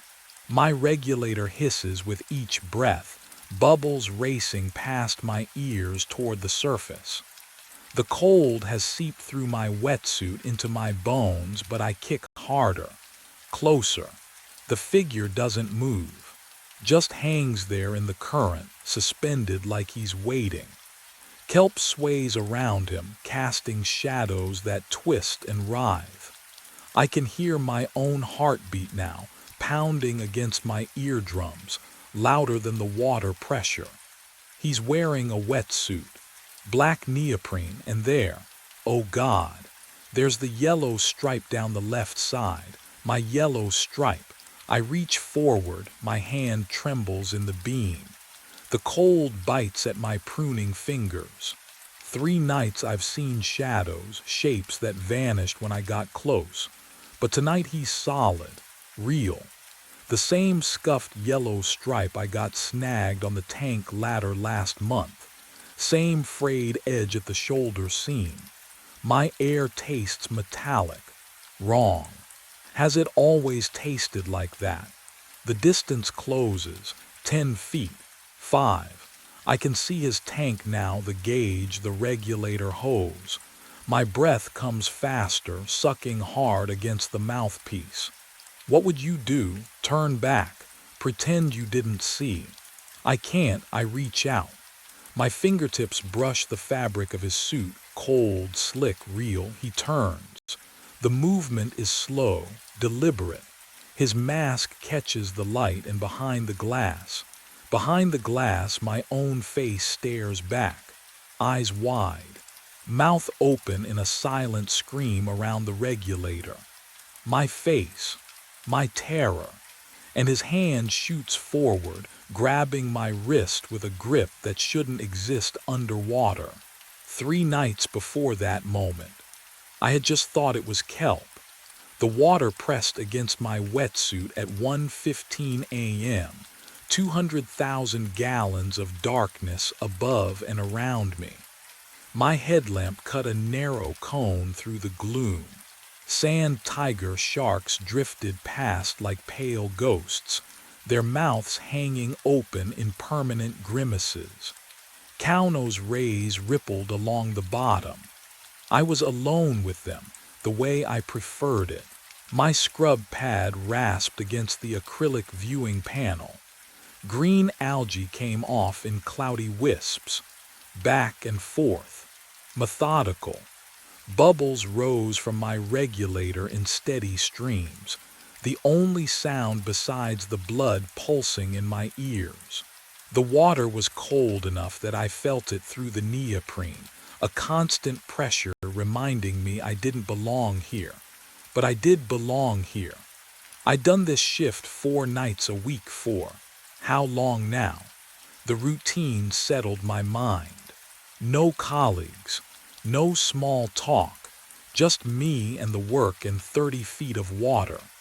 Andy had asked if I wanted a dive partner for the overnight maintenance. I'd refused. The kelp forest swayed in the artificial current, long brown ribbons anchored to the fake rock formations. I kicked toward the far panel, my fins stirring up fine sand. My wedding ring shifted on my finger, too loose lately. I'd been forgetting to eat, but I twisted it back into place. Focus on the job. That's when I saw it. Movement. Between the kelp stalks, not the lazy drift of the current, but something vertical, human-shaped. I stopped scrubbing. My breath came faster, bubbles accelerating past my mask. The kelp blocked my view, thick as a curtain. I squeezed the scrub pad, probably just a sand tiger circling back. Their bodies could look almost upright when they banked, but sand tigers didn't hold still like that. The shadow, if that's what it was, hung suspended about 20 feet away, deeper in the forest. Not moving, not drifting, just there. I checked my depth gauge, 29 feet, plenty of air. No reason for my heart to be hammering like this. Would you swim toward it? If you saw something that didn't belong, I did. I released the scrub pad and let it sink, tethered to my belt by its cord. My fins pushed me forward. Slow kicks. Calm, professional. The kelp parted around me, slick and cold against my gloves. My headlamp beam swept left, right, cutting through the murk. The shadow was gone. I hovered there, finning in place, scanning the forest. Kelp swayed, current flowed. A ray buried itself in the sand below, sending up a small cloud. Nothing else moved, just kelp, just the current playing tricks with the light. I exhaled slowly, watching the bubbles spiral upward.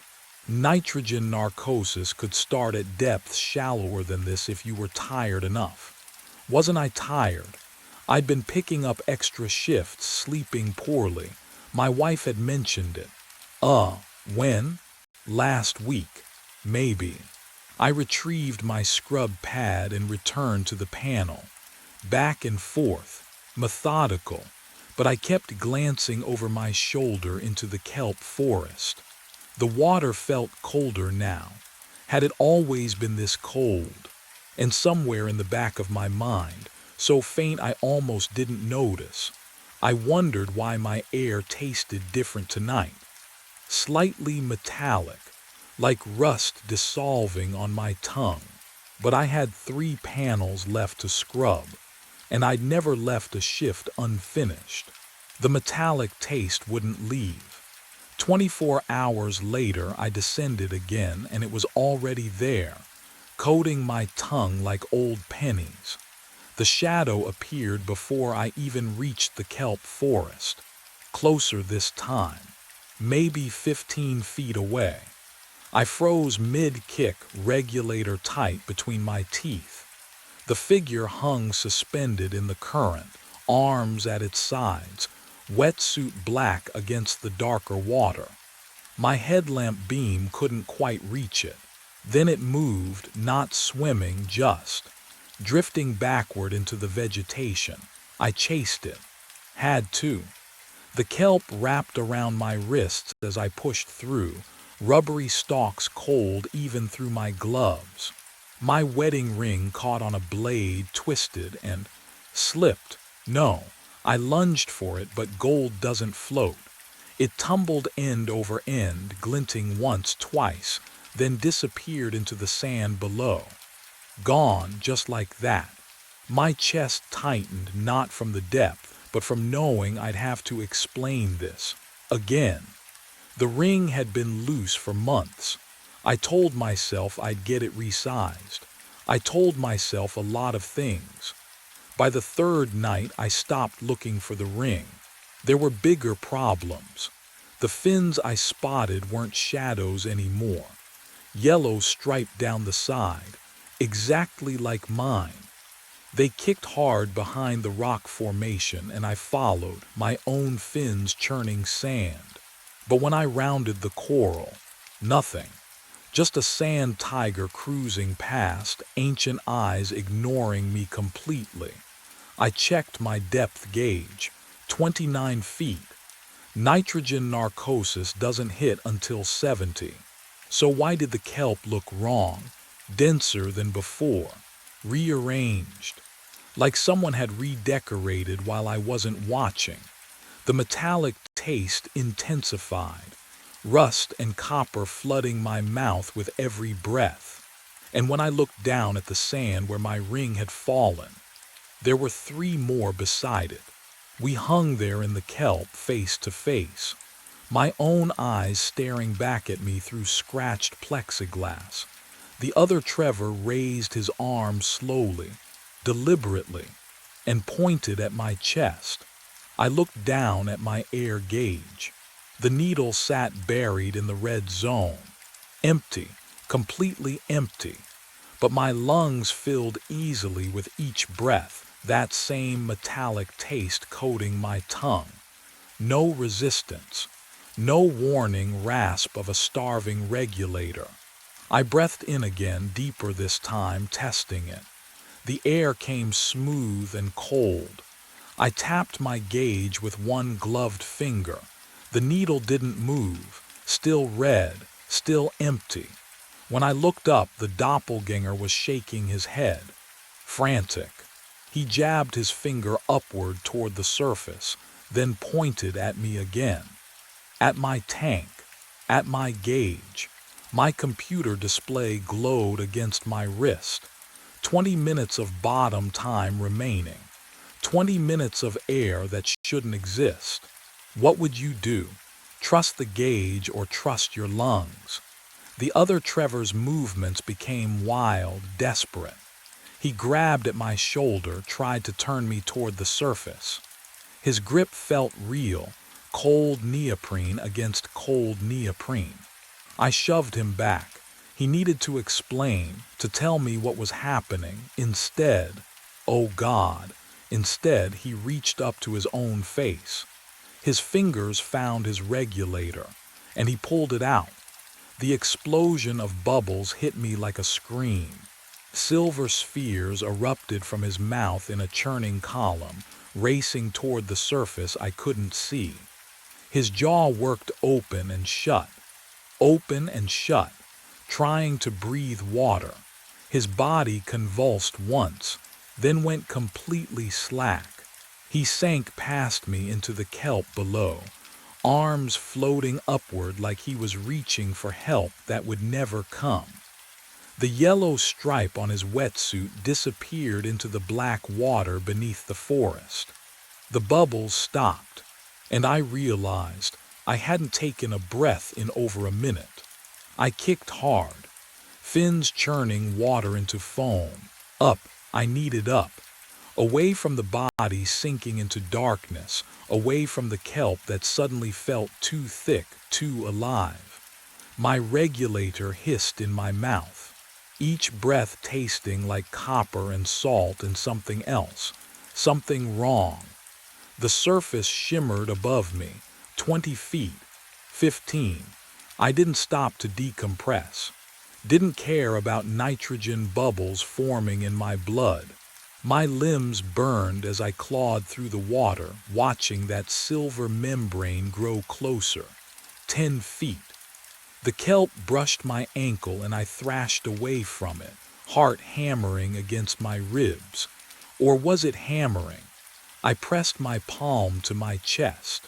The wet suit was cold, my skin underneath even colder, 5 feet.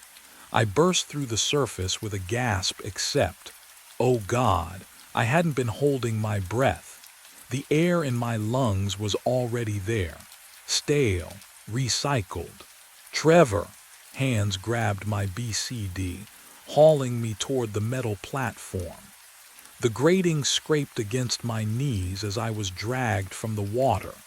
Fluorescent lights blazed overhead, so bright after the darkness that I squeezed my eyes shut. Easy, easy.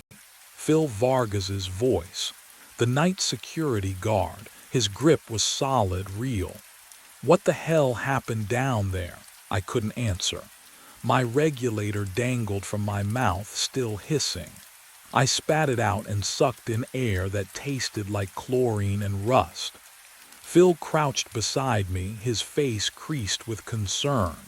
He smelled like coffee and cigarettes, normal things, comforting things. You shot up like something was chasing you, he said. Was there? What had I just seen? Footsteps echoed across the platform. Iris Nakamura appeared, medical kit already open in her hands. The on-call aquarium medic. I'd seen her maybe twice in 3 years. Let me check you. She knelt, pressing 2 fingers to my wrist. Her touch was warm, too warm. My skin felt numb underneath. I'm fine, I managed. My voice sounded distant, like it was coming from underwater. Pulse is elevated but steady. Iris pulled a penlight from her pocket, shining it in my eyes. I flinched. Pupils responsive. Any pain? Tingling in your extremities? No, I need a minute. She reached for the dive computer strapped to my wrist. Her frown came slowly, then deepened. She tapped the screen twice, held it up to the light. Trevor, how long were you down there? I blinked at her. What? Your computer, it says. She turned it toward me. The display glowed blue in the harsh fluorescent light. Dive time, 6 hours, 17 minutes. My stomach dropped. That's wrong. I fumbled with my other wrist where my watch sat beneath the dive computer. The leather strap was soaked through. I tilted it toward the light. 1:47 a.m.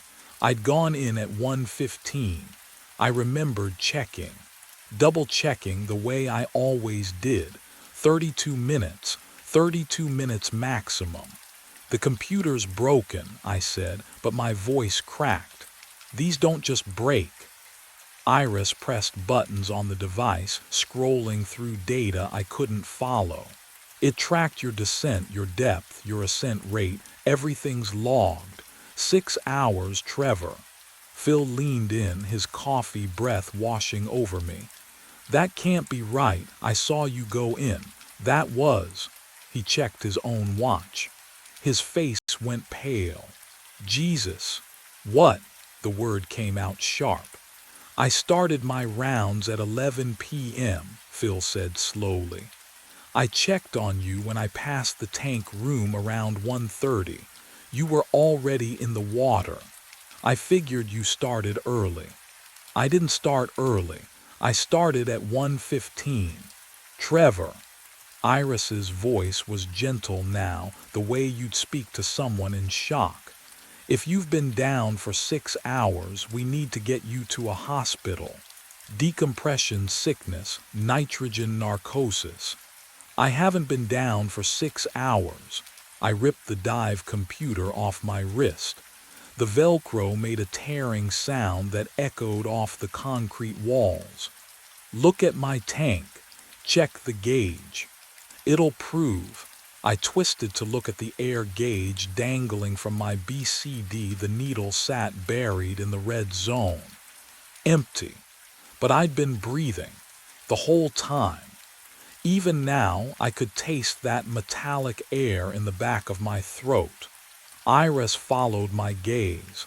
Her expression shifted, concern bleeding into something else. Confusion, maybe fear. That tank should have lasted 90 minutes, she whispered. At 30 feet in cold water. 90 minutes maximum. The platform felt like it was tilting beneath me. I gripped the wet metal grating, but my fingers slipped. Everything was too slippery, too cold. I don't understand, I said. Phil stood, taking a step back. Just one step, but I noticed. Iris reached for my hand, the one without the watch. She turned it over, examining my fingertips under the light. Her lips pressed into a thin line. What? I pulled my hand back. What is it? She didn't answer. Instead, she held up her own hand next to mine. Her fingertips were smooth, pink, normal. Mine were white, pruned. The skin wrinkled like I'd been soaking in a bathtub for hours. No, not hours. 6 hours and 17 minutes. I pushed past Iris, ignoring her questions. My tank. I needed to see my tank. The equipment room's fluorescent lights hummed overhead, casting everything in sick yellow. Concrete walls sweating moisture. The chemical smell of compressed air mixed with salt water hit my throat. I found my tank still strapped to the gear rack, valve up, pressure gauge hanging. My hands shook as I turned it. Manufacture date stamped into the metal. March 2019. 6 years old. We replace tanks every 3 years. Protocol, I knew this. I wrote the protocols. Then I saw the sticker. Red, screaming red against the aluminum. Failed inspection, do not use. The adhesive had yellowed at the edges, like it had been there for years. How did I miss it? I always checked my equipment. Always. What kind of diver doesn't check their tank before? The overhead light flickered. In that half-second of darkness, I saw it. Behind the gear rack, a door, narrow, painted the same gray as the walls, almost invisible in the corner shadows. I'd worked here for how long? Can you imagine walking past something every single night and never seeing it? I moved closer. The metal rack scraped against concrete as I pulled it aside. the sound too loud in the enclosed space. My wetsuit still clung to my skin, cold now, clammy. The door had no handle, just a simple push plate. I pressed it. The room beyond smelled wrong. Damp, colder than it should be, and lined against the wall, tanks, 47 of them. I counted twice. Each one had a name tag zip-tied to the valve.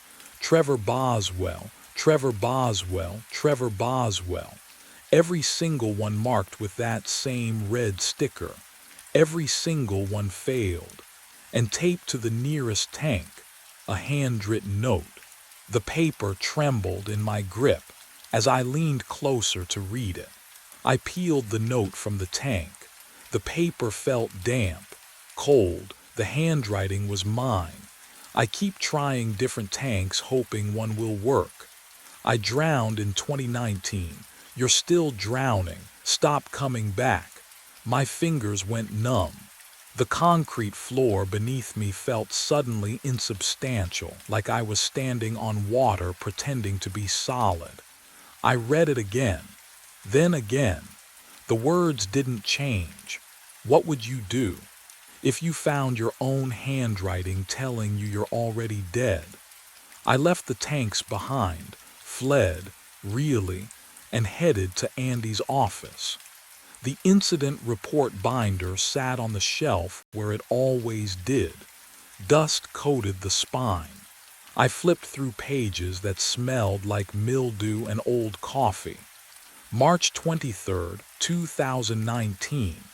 Maintenance diver found deceased in main exhibit tank. Equipment malfunction. Probable cause. Regulator failure, contaminated air supply. Name redacted per family request. The date blurred. I blinked hard.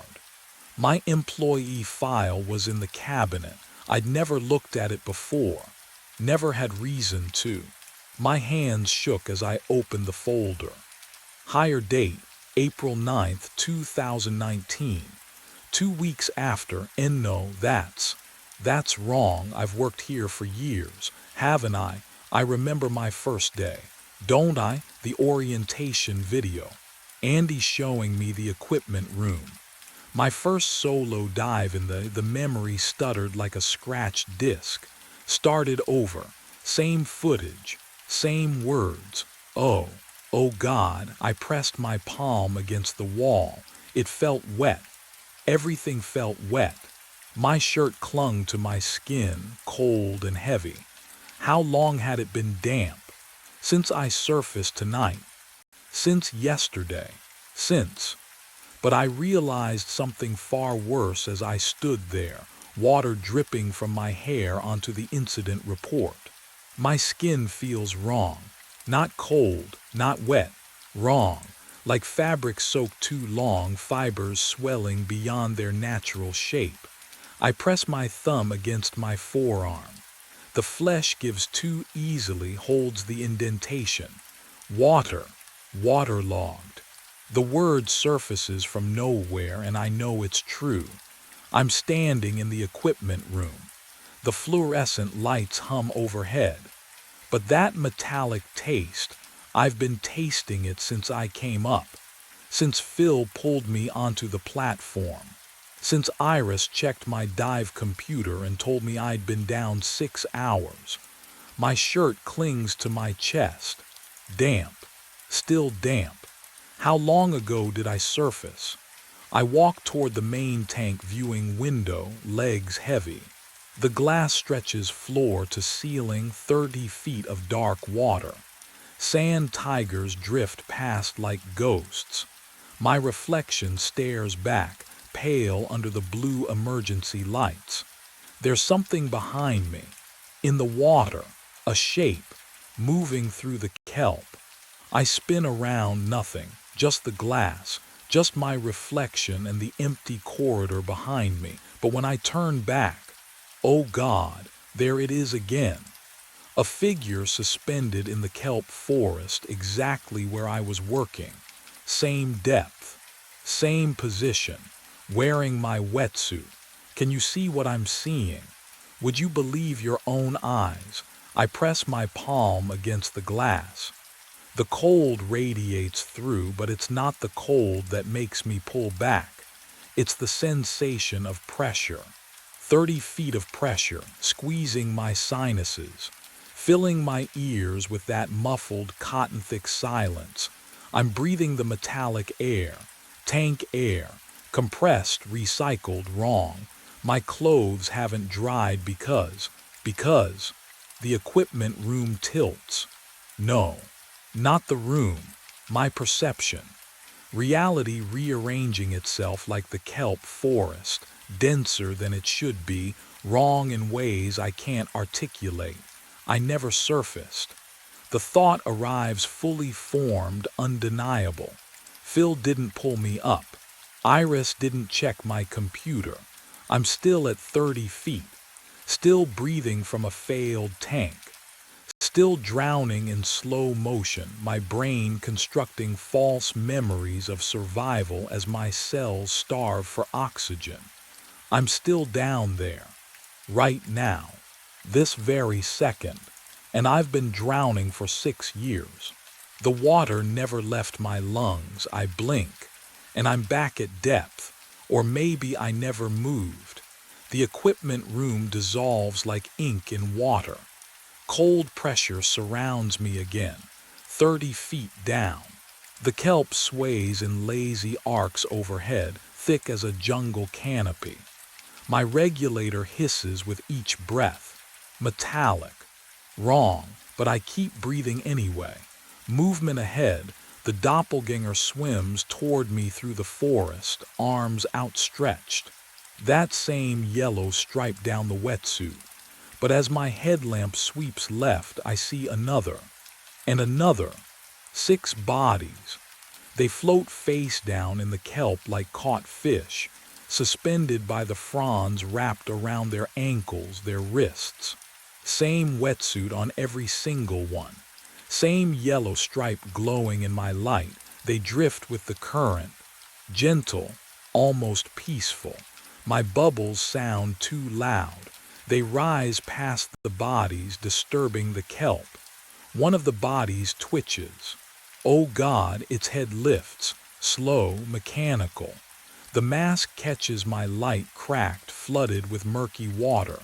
Behind the glass, a face, bloated, skin the color of drowned meat, lips pulled back from the teeth. Can you imagine what it's like, seeing your own corpse stare back at you? Another head rises, then a third, fourth. All 6 bodies turning now, necks rotating with joints that shouldn't move anymore. Their hands float upward, fingers spreading. Reaching, they all wear my face. Pruned, pale, eyes filmed over with something that isn't quite water, isn't quite decay. Their mouths hang open behind the regulators, and I realize they're still trying to breathe. Still trying, still drowning. All of them, they drift toward me through the kelp, slow as a nightmare. And behind them, something else moves in the darkness. They drifted closer, not swimming, just floating, caught in the current like kelp. Each one pointed, same gesture, same waterlogged fingers. One pointed at my air gauge, another at the surface 30 feet above. A third gestured toward the equipment room where 47 failed tanks waited with my name on them. I understood. Oh, I understood completely now. Each version of me had grabbed a different tank. Each one thought, maybe this one will work. Maybe this time I'll make it through the shift. Surface at 2 a.m. Go home to my wife. Each one drowned. The kelp wrapped around my ankles, cold and slick. I looked down at my hands. The skin wrinkled like I'd been in a bath for hours, days, 5 years. My wedding ring was gone, had been gone since the first night, the real first night, back in March of 2019. The metallic taste filled my mouth. Not air, Not anymore. Water. I'd been breathing water since the moment my tank failed. Breathing and drowning and choosing over and over to try one more time. One more tank. One more shift. Just get through tonight. The bodies circled closer. Their faces, my face, held no anger, just exhaustion, recognition. They knew what came next. I could swim to the equipment room. Tank number 48 waited there, red sticker bright against the aluminum. I could try again. Tell myself this one's different, this one will work, or I let the regulator slip from my mouth. No explosion of bubbles, no panic. The water filled my lungs like coming home, like finally, stopping. The current carried me down into the kelp forest. The other Trevors drifted beside me, silent companions in the dark. Above, something splashed into the water. The loop hungered, but I was done feeding it. Cold metal pressed against my cheek. I jerked awake. My breath fogged white in the air, thick and wrong. The hum, that constant electric hum that filled Save Mart every night. It was muffled here, distant. I pushed myself up. Concrete floor, steel walls, the meat freezer. How did I? A shopping cart stood beside me. Full. Milk, bread, frozen dinners, canned soup. All neatly arranged like someone had carefully selected each item. My hands were numb, fingertips bone white. I don't remember any of this. My phone buzzed in my pocket, the vibration sharp against my thigh. I fumbled it out with stiff fingers. 3:45 a.m. A text notification glowed on the screen. From me sent, 3:33 a.m. The message made my stomach drop. Stop trying to stay awake. I stared at the words. Read them again. The contact name said me. My own number. The freezer door groaned, a deep metallic shriek that shot through my skull. It was closing, slowly, the gap of light from the store narrowing. I grabbed the cart, shoved it forward, but the wheel caught on something and the cold was pouring off the back wall like water, not the normal freezer cold. This was heavier, older. Behind the hanging beef carcasses, something stood in the corner. No, not something, someone. I pushed past the frozen meat, the plastic crinkled under my hands, slick and yielding. The smell hit me then, not rot, worse, the absence of smell, sterile, preserved, a body, frozen solid, eyes open, mouth slack, wearing a Save Mart uniform. The name tag read Mitchell Crane, but the face, oh God, the face was mine. 2 weeks before I found myself in that freezer, the night shift felt almost normal. Almost. The fluorescent lights hummed their constant song, a low buzz that burrowed into my skull around hour 3.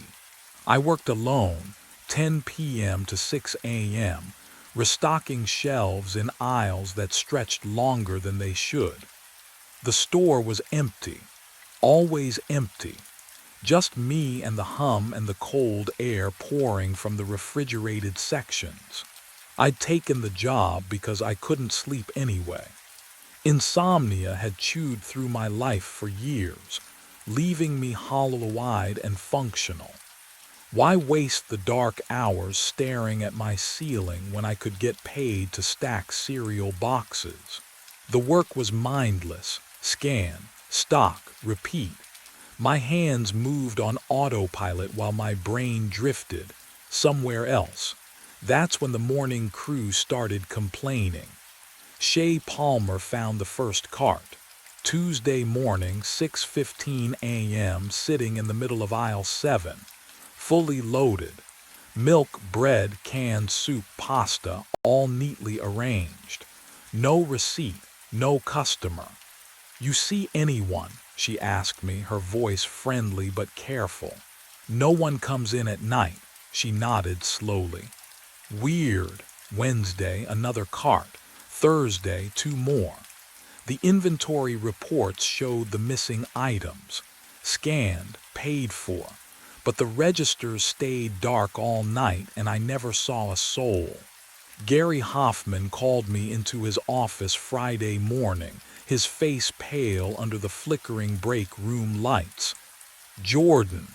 He didn't meet my eyes. "We need to talk about the discrepancies." "I don't know what's happening," I said. And I didn't, did I? "I'm pulling the security footage." His fingers drummed against the desk, tap, tap, tap. "From 3:30 a.m. onwards, every night this week." My stomach tightened.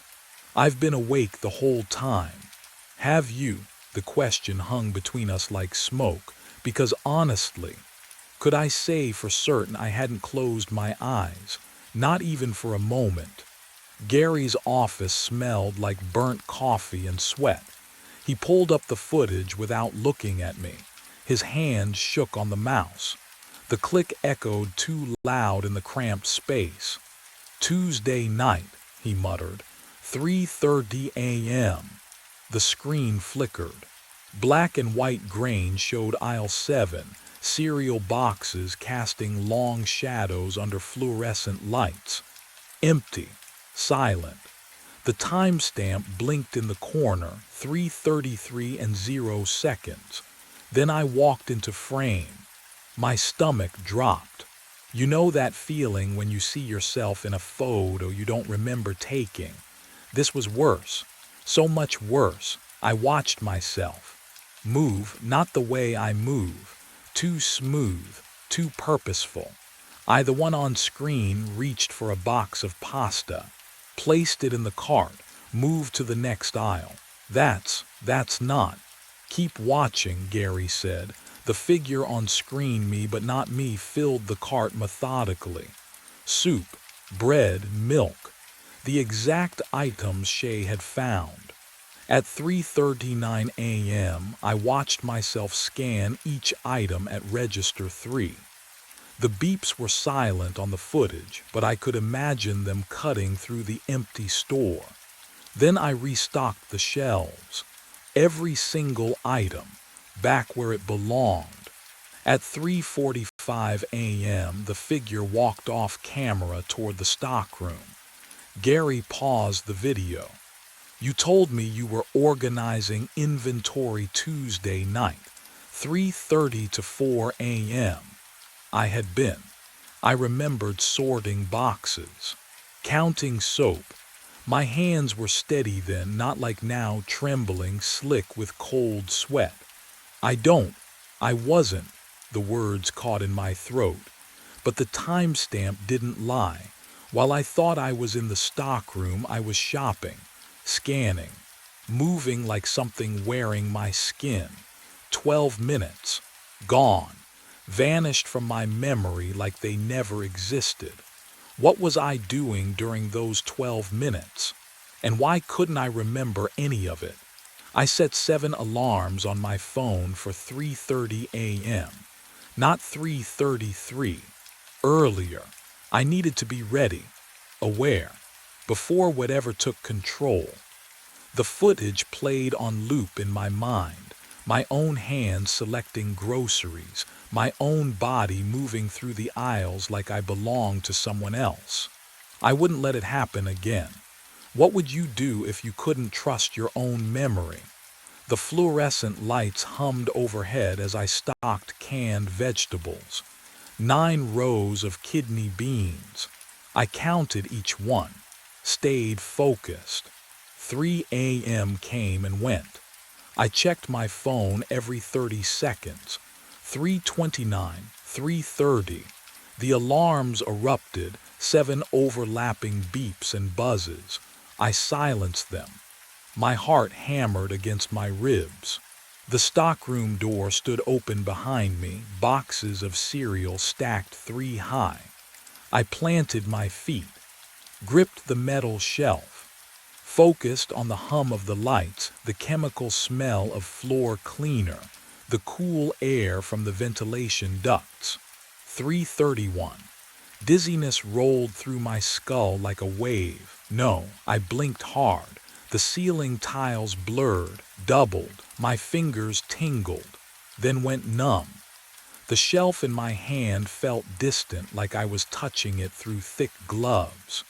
I tried to call out. My mouth wouldn't move. The lights stretched into long white streaks. Everything went black. When I opened my eyes, I was standing in the stockroom. Cart beside me, full, pasta boxes, soup cans, bread, milk. My hands were freezing, actually freezing, like I'd been gripping ice. The store's heat blasted from the vents, but my fingers wouldn't warm.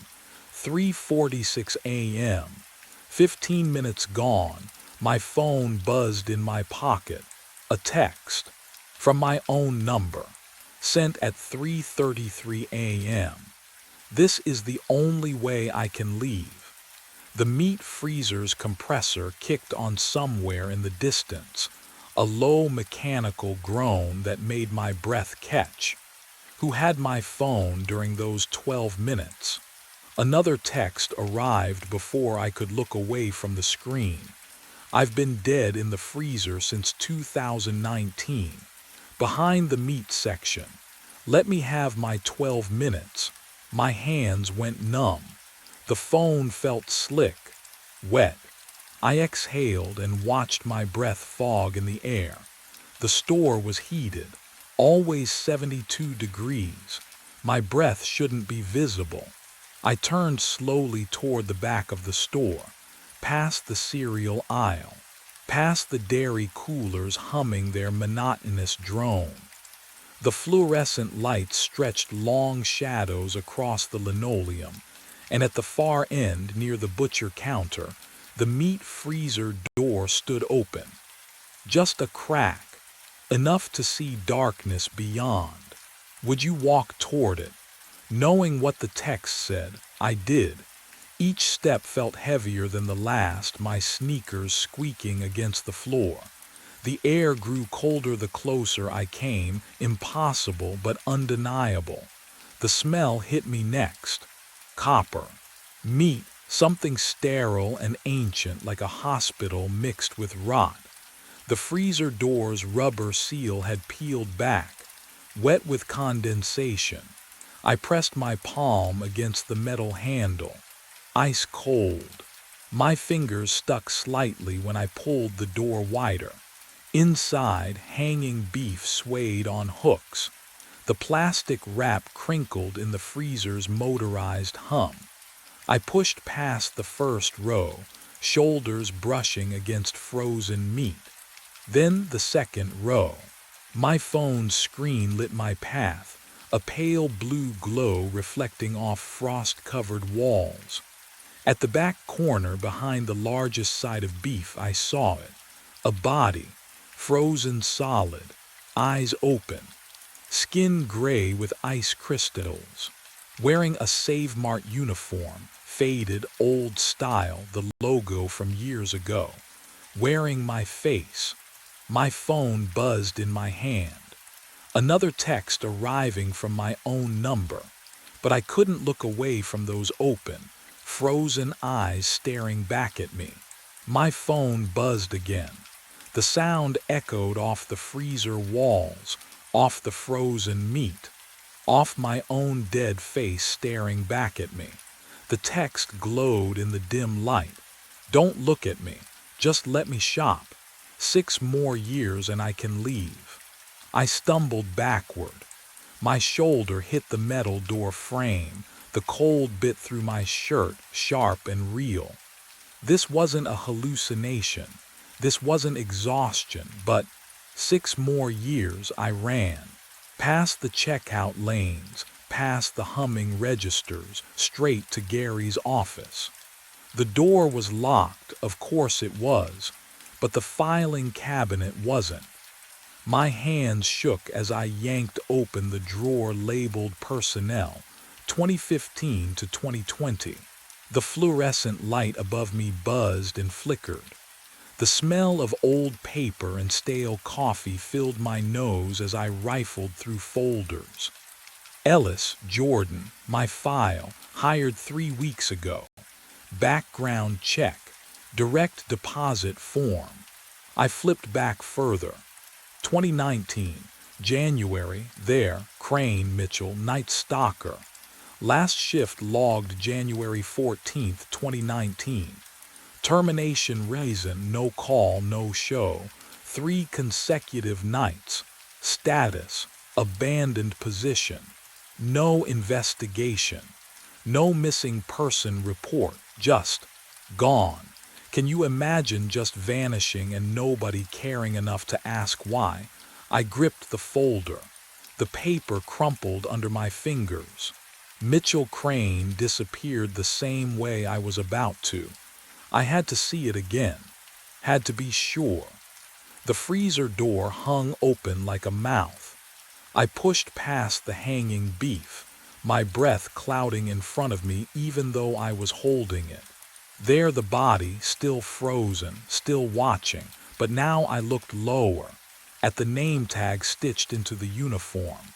The red thread spelled it clearly. Mitchell. Mitchell's name tag. Mitchell's uniform, my face. And that's when I heard the footsteps behind me in the dark. The footsteps stopped just beyond the freezer door.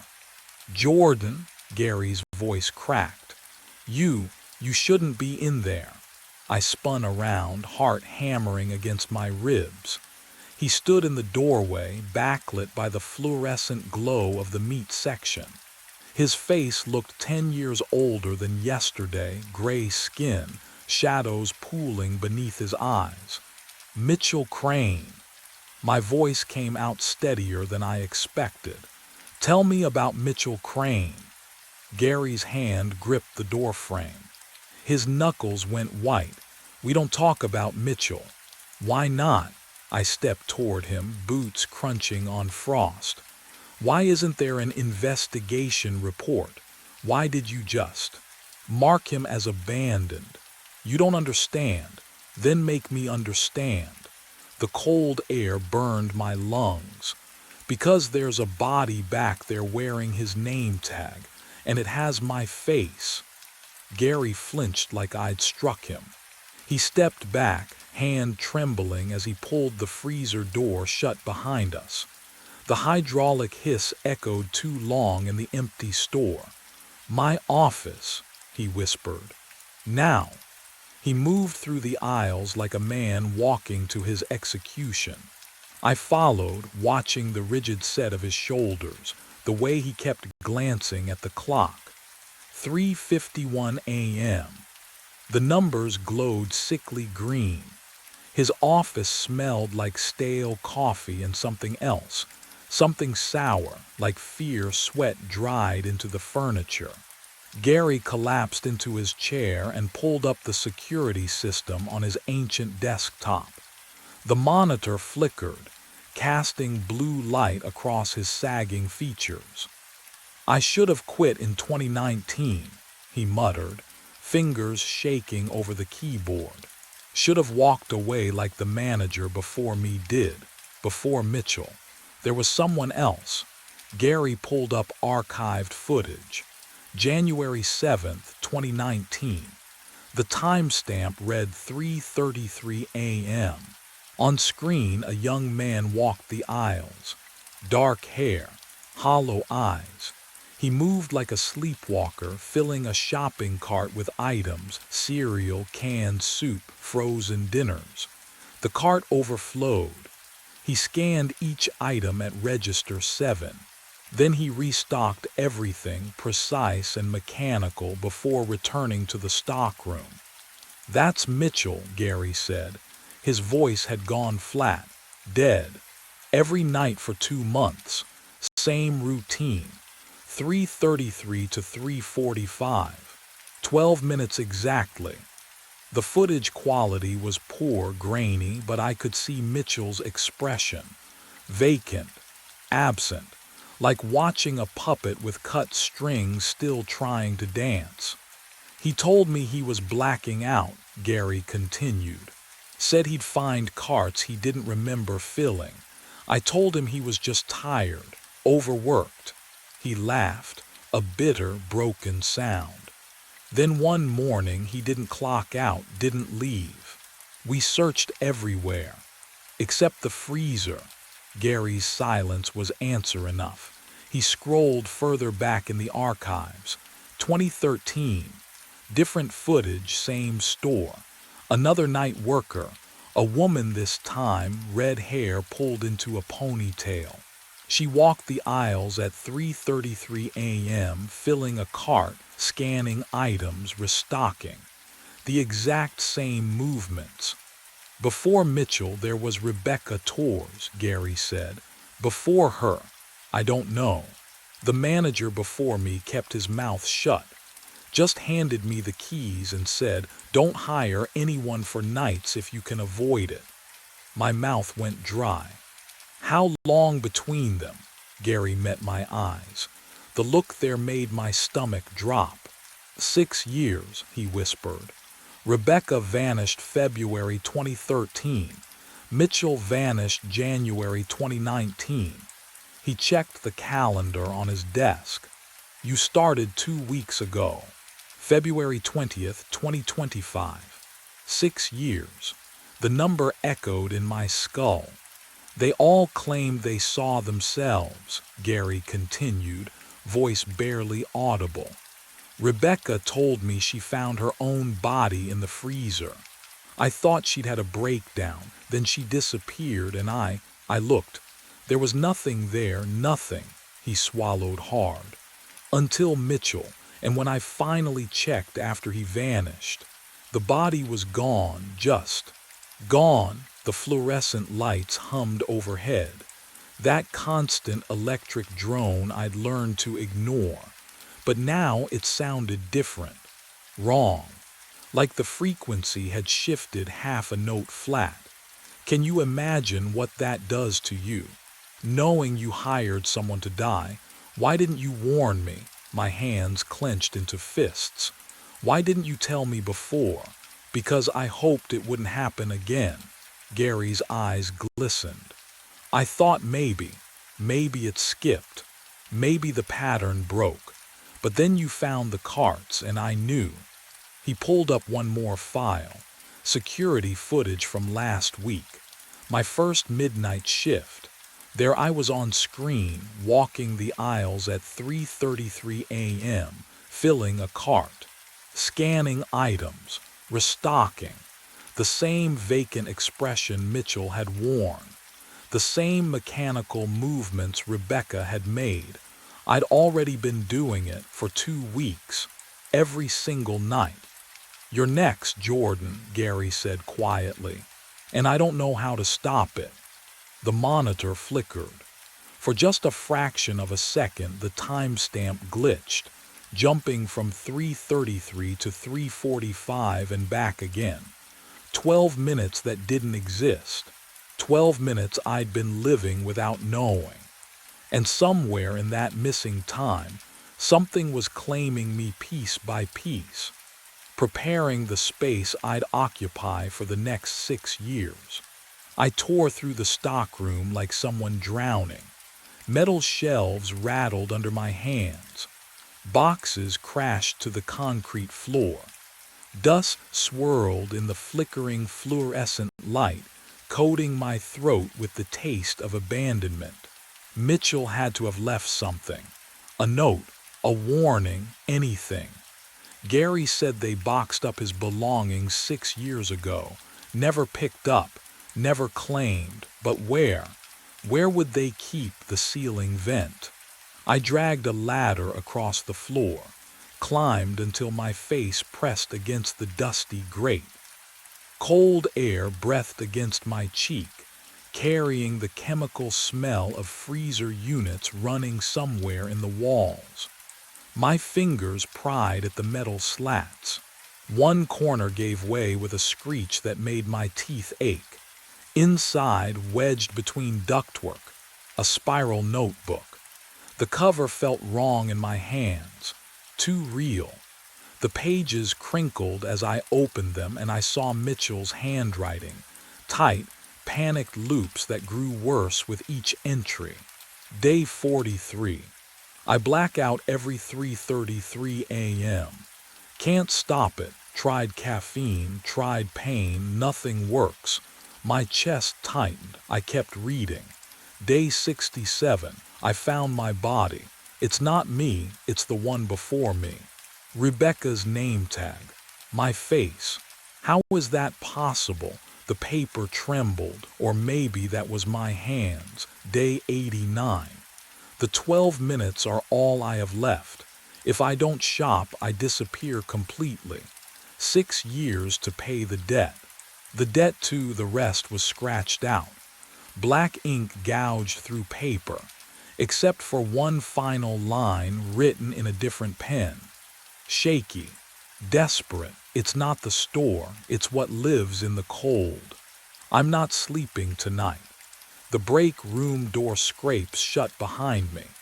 I shove a metal chair under the handle, then drag the vending machine, inch by grinding inch, until it blocks the entrance.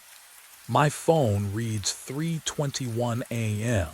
12 minutes, that's all I need to survive conscious. Coffee burns down my throat. The bitterness coats my tongue, sharp enough to keep me tethered. I slap my face. Hard. The sting grounds me. The fluorescent lights above hum their constant electric lullaby, but I won't listen. 3:25. I pace. 4 steps to the wall, turn, 4 steps back. The clock on the wall ticks forward. But wait. Has it always ticked that slowly? Each second stretches, elastic and wrong. 3:28. My hands shake around the coffee mug. You can do this. Stay awake. Stay here. Mitchell couldn't, but maybe he didn't know what was coming. I know. I've read his last words. I've seen what waits in the cold. 3:29. The lights flicker. No. No. I slam my palm against the wall switch. Nothing happens. The fluorescents buzz louder, angry wasps trapped in glass. Then, darkness swallows everything. I scream or try to, my voice won't come. When the lights return, a half-second later, an hour, cold air shocks my lungs, the freezer, I'm standing in the freezer. Frost coats every surface. My breath blooms white. The shopping cart sits in front of me, full of items I don't remember selecting. My fingers grip the handle, already numb. The door swings shut with a heavy metallic groan. Behind the hanging beef, movement catches my eye. The body. My body, its head turns, slowly, deliberately. Frost cracks along its neck as those frozen eyes lock onto mine. Its mouth opens, ice crystals breaking from blue lips. Your turn. The voice scrapes out like wind through a tomb. Tonight. I ran. The freezer door slammed shut behind me. My sneakers skidded on the tile, fluorescent lights buzzing overhead like wasps trapped in glass. The front entrance glowed ahead. Automatic doors, freedom, dawn just hours away. I hit the sensor pad. Nothing. Shoved the glass with both palms. The doors didn't even rattle. Locked from the inside. The break room clock read 3:32 a.m. 2 minutes. My chest tightened, breath fogging in air that shouldn't be cold but was. The vending machines hummed their monotonous chorus, oblivious. Hardware. Aisle 9. I sprinted past cereal boxes and canned goods, their labels blurring into smears of color. The axe hung on pegboard beneath a flickering tube light. My hands closed around the wooden handle, solid, real, heavy enough to break through whatever held me here. But I didn't go back to the doors. I went to the freezer. The logic felt distant. distant, like watching myself from underwater. If the body was the anchor, if I could remove it before 3:33, maybe the cycle would break. Maybe Mitchell had never tried this. The axe blade caught the light as I raised it, then brought it down hard on the freezer's external lock. Metal shrieked. The impact vibrated up my forearms, teeth rattling. 3 more swings. The lock gave. Inside, cold air rolled out thick as smoke, carrying the smell of frost and old meat. The body lay where I'd left it, my face, Mitchell's name tag, eyes still open. I grabbed it under the arms. Rigid. Ice crystals scraped against my palms, so heavy. Dead weight has its own terrible gravity. I dragged it into the main aisle, fluorescent lights buzzing louder now, almost frantic. 3:33 a.m. Oh no, I felt it happen. Not pain, worse. A sensation like stepping out of myself. No, like being photocopied, soul and flesh split down some invisible scene. One version of me set down the frozen body and walked toward a shopping cart that hadn't been there a moment ago, hands reaching, eyes vacant. The other version stood frozen, watching, unable to move, unable to scream. When Shay found me at 6:15 a.m., the freezer was empty. I was stocking cereal in aisle 3, boxes aligned with mechanical precision. She asked if I'd had a quiet night. I told her yes. I didn't remember saying it. I don't remember the customers anymore. But every morning there are full carts. And I know I have 5 years and 11 months left. My reflection didn't move when I did. 2 in the morning. The conveyor belt hummed its steady rhythm, carrying mirror 4891 under my inspection lamp. I raised my hand and watched the glass remain empty. Just the factory wall behind me, fluorescent tubes buzzing overhead, the smell of machine oil thick in the cold air. I counted. 1, 2, 3. Nothing. 10 seconds. 15. 20. My hand hung in the air like an idiot's wave. The clipboard felt slick with sweat against my palm, but I couldn't look away from that empty glass. Can you imagine standing there, watching a mirror refuse to see you? 30 seconds. Then he moved. My reflection, no, not mine anymore. It raised its hand slowly, deliberately, but the other hand gripped a wrench, chrome handle, rubber grip. I'd never touched the toolbox tonight, hadn't needed to. The figure in the glass turned away from me, walked toward something behind itself. A door, gray metal, push bar across the middle. Emergency exit markings I'd seen 1,000 times, except we didn't have an emergency exit on that wall, just concrete and circuit breakers. My reflection pushed the bar. The phantom door swung open onto darkness. He stepped through and vanished. The mirror went black, not reflecting black, just empty like switched-off glass. I spun toward the conveyor belt. The next mirror rolled past. Empty. The next. Empty.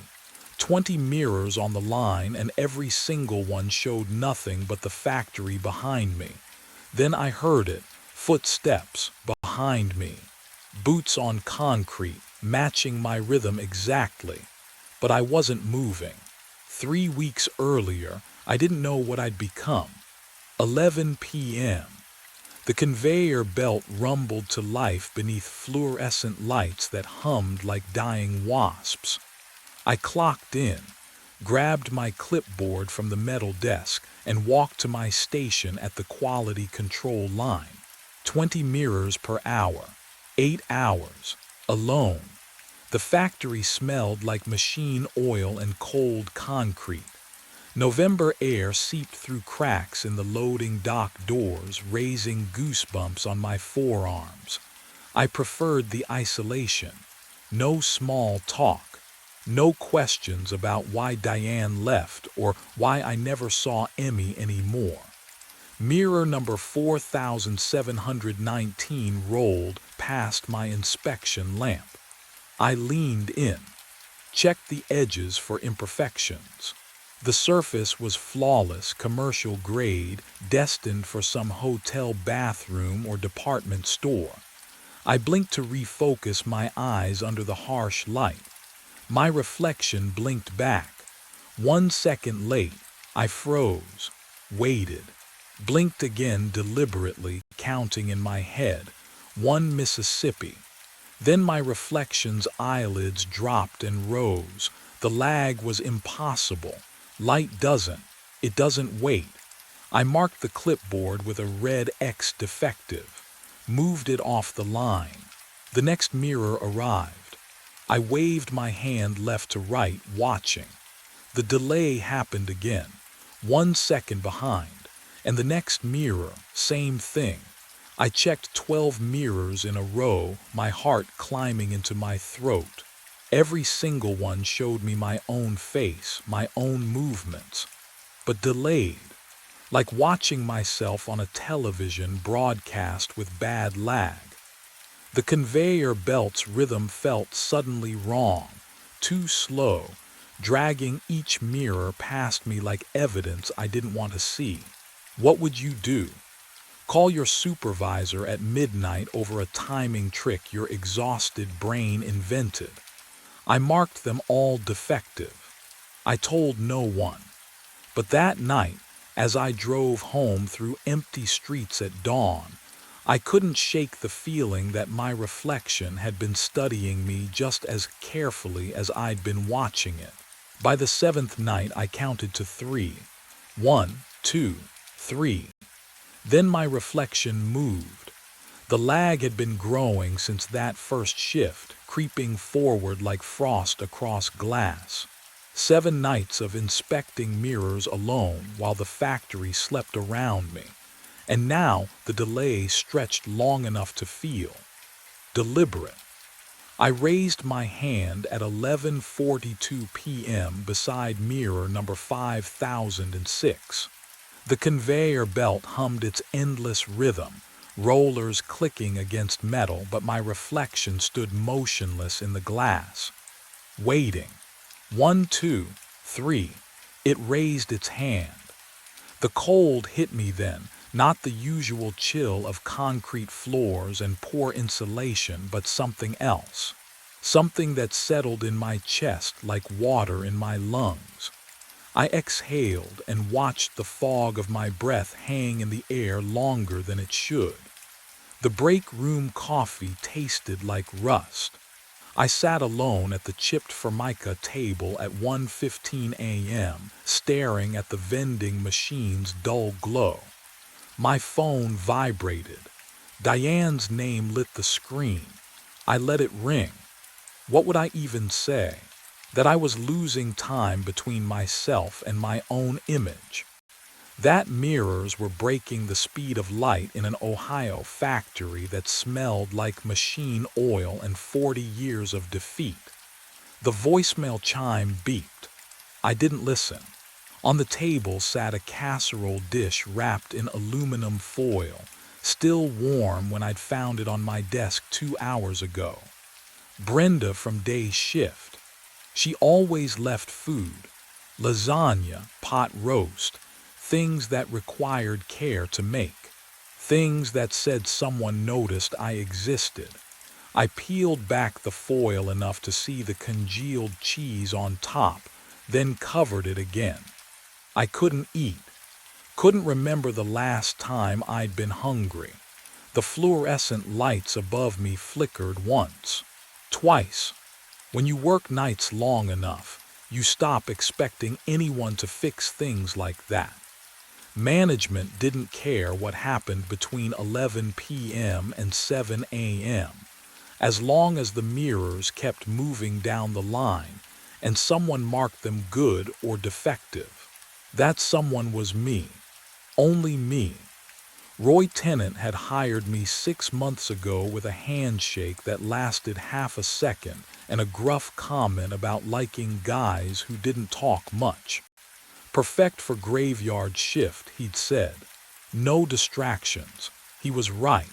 I hadn't spoken to another human face-to-face in. How long? Days. Brenda's shift ended at 3 p.m. Mine started at 11. We existed in separate worlds, connected only by casseroles I wouldn't eat and notes I never wrote back. The factory felt colder when I returned to my station. I checked the thermostat on the wall, 62 degrees, same as always, but my fingers felt numb anyway. Mirror number 5019 waited on the belt, reflecting the overhead lights, reflecting me. I moved my hand left. 1, 2, 3. My reflection moved left. I stepped closer to the glass, close enough to see the bloodshot whites of my own eyes, and something shifted in my chest. That thing you feel when you're certain someone's watching you, except I was watching myself, wasn't I? Just myself. But the reflection's gaze felt heavier than it should, like it was taking me in, recording me. Can you imagine seeing your own face and not recognizing the intention behind the eyes? I stepped back.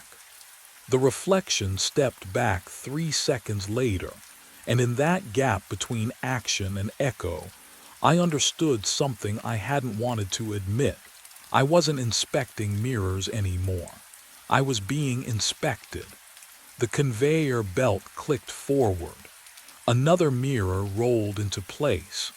The factory stretched out around me, endless aisles of steel and shadow, all of it empty except for me and the rhythm of machines that never stopped. Somewhere above, a pipe groaned. The sound carried through the building like something breathing. I was alone in 20,000 square feet of rusting infrastructure, completely alone. So why did the cold feel like it was standing right behind me? I ran to the break room. The fluorescent tubes buzzed overhead, too bright after the factory floor's shadows. My hands shook as I pulled out the old desktop computer from beneath safety bulletins. The vending machine hummed its electrical lullaby. Stale coffee smell mixed with dust. I typed mirror reflection delay into the search bar. Folklore, superstitions, vampires lacking reflections, covering mirrors after death, old wives' tales about souls trapped in glass. Nothing that explained 8 seconds. 8 seconds, that's how long it took now. I'd raise my hand, count. 1 Mississippi, 2 Mississippi, 3, 4, 5, 6, 7, 8. Then my reflection would raise its hand, movements identical but devastatingly delayed. Like watching a stranger wearing my face. I scrolled deeper. Page 3 of search results. Page 4. My eyes burned. Then I saw it, a scanned newspaper archive. Local section, 1987. Worker vanishes from Great Lakes Mirror Manufacturing. My throat tightened. The article was brief. Raymond Howell, overnight quality control inspector, age 38, clocked in at 11 p.m. on October 5th. Security found his thermos on the inspection desk at 6 a.m., his jacket still hanging on the chair. But Raymond walked into the mirror room and never came out. Police searched for 2 weeks. The factory claimed equipment malfunction. Production halted for 72 hours, then resumed. They just kept making mirrors. I printed the article with numb fingers. The paper felt cold, brittle. The printer's mechanical wheeze sounded too loud in the empty break room. I stared at Raymond Howell's grainy photograph, a man with tired eyes and thinning hair. He looked like me. My reflection appeared in the break room's small mirror by the door, still, watching. It hadn't moved when I stood up, but its lips were moving, forming words I couldn't hear. I needed to know if Raymond Howell was the first. The basement stairs groaned under my weight, each step louder than my breathing. Management never came down here. Nobody did.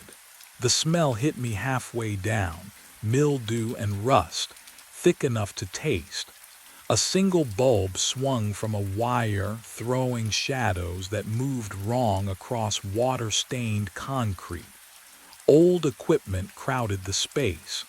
Conveyor parts from the 60s, rusted inspection lamps, and there against the far wall, a dented filing cabinet with a faded label, Personnel, 1973 through 2005. My hands shook as I pulled the top drawer. It stuck. I yanked harder and the metal screamed.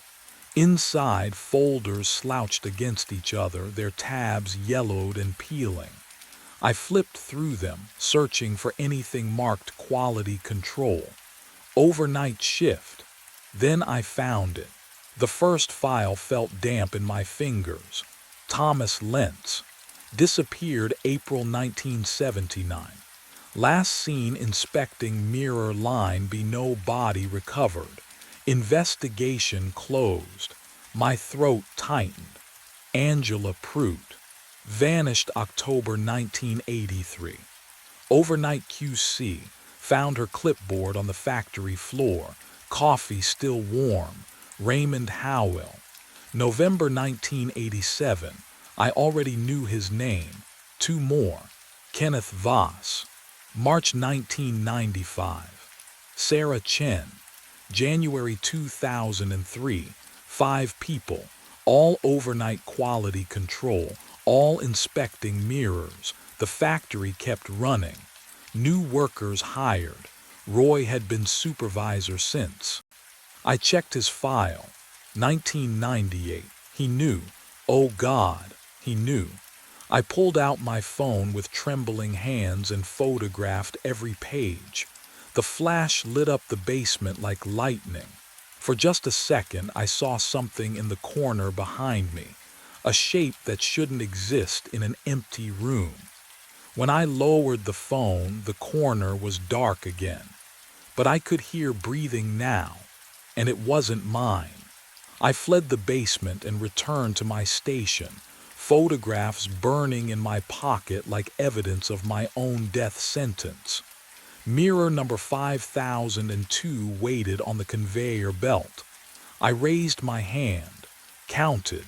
1, 5, 10, 15, 20. My reflection raised its hand. The delay had stretched to 20 seconds now, a chasm of time wide enough to drown in. I lowered my arm. My reflection held its position, suspended in that gesture like it hadn't received the message yet. Then it moved, but not to mirror me. It turned away, walked to a different section of the glass. I watched. I watched it inspect mirrors I wasn't inspecting. Its hand moved across surfaces I couldn't touch from where I stood. The fluorescent lights hummed overhead, that endless factory drone, but underneath I heard something else. The faint scratch of pen on paper. My reflection was writing notes. I wasn't holding a pen. My clipboard sat on the metal desk, untouched.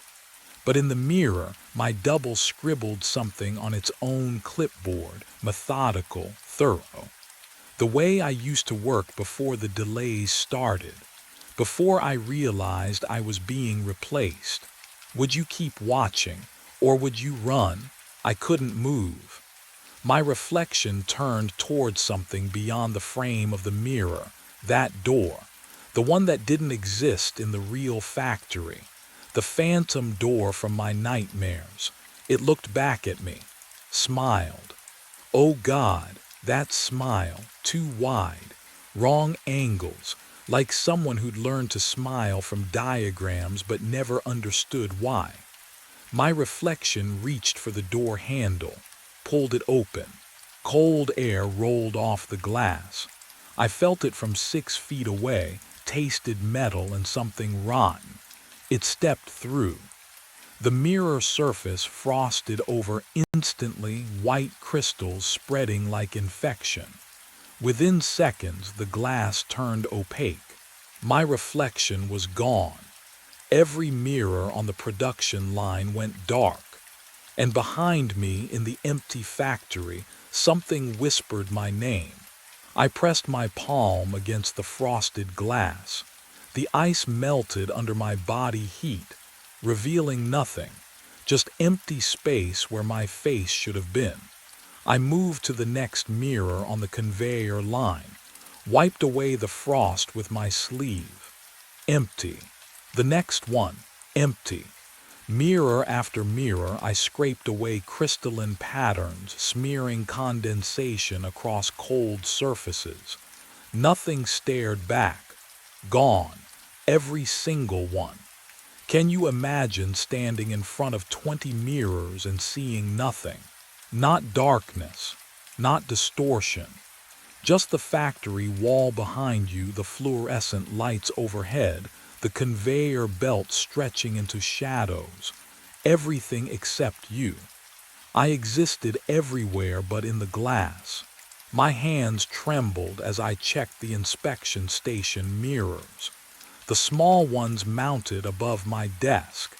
Even the clouded safety mirror bolted near the emergency exit. All empty.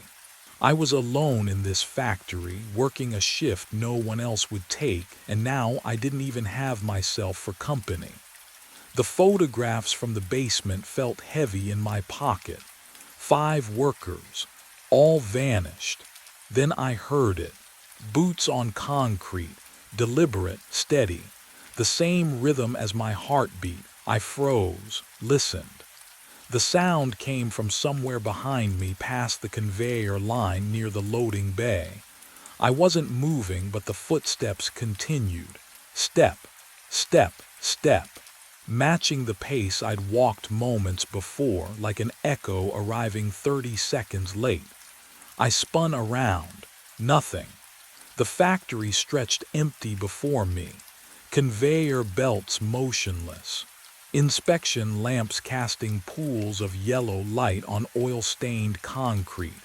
Shadows where shadows should be, but no one there. The footsteps stopped the instant I turned. Silence pressed against my eardrums. I took 1 step forward. Listened. Nothing. Another step. Still nothing. Then boots on concrete again, perfectly synchronized with mine. When I moved, it moved. I stopped breathing. The footsteps stopped. My skin prickled. I turned slowly toward the nearest mirror, dreading what I'd see. And there, deep inside the glass, standing in the impossible space behind my absent reflection, I saw myself. Watching me, my face, my posture, my work uniform. But the eyes were wrong, too focused. Too aware. The temperature dropped so fast my breath turned visible.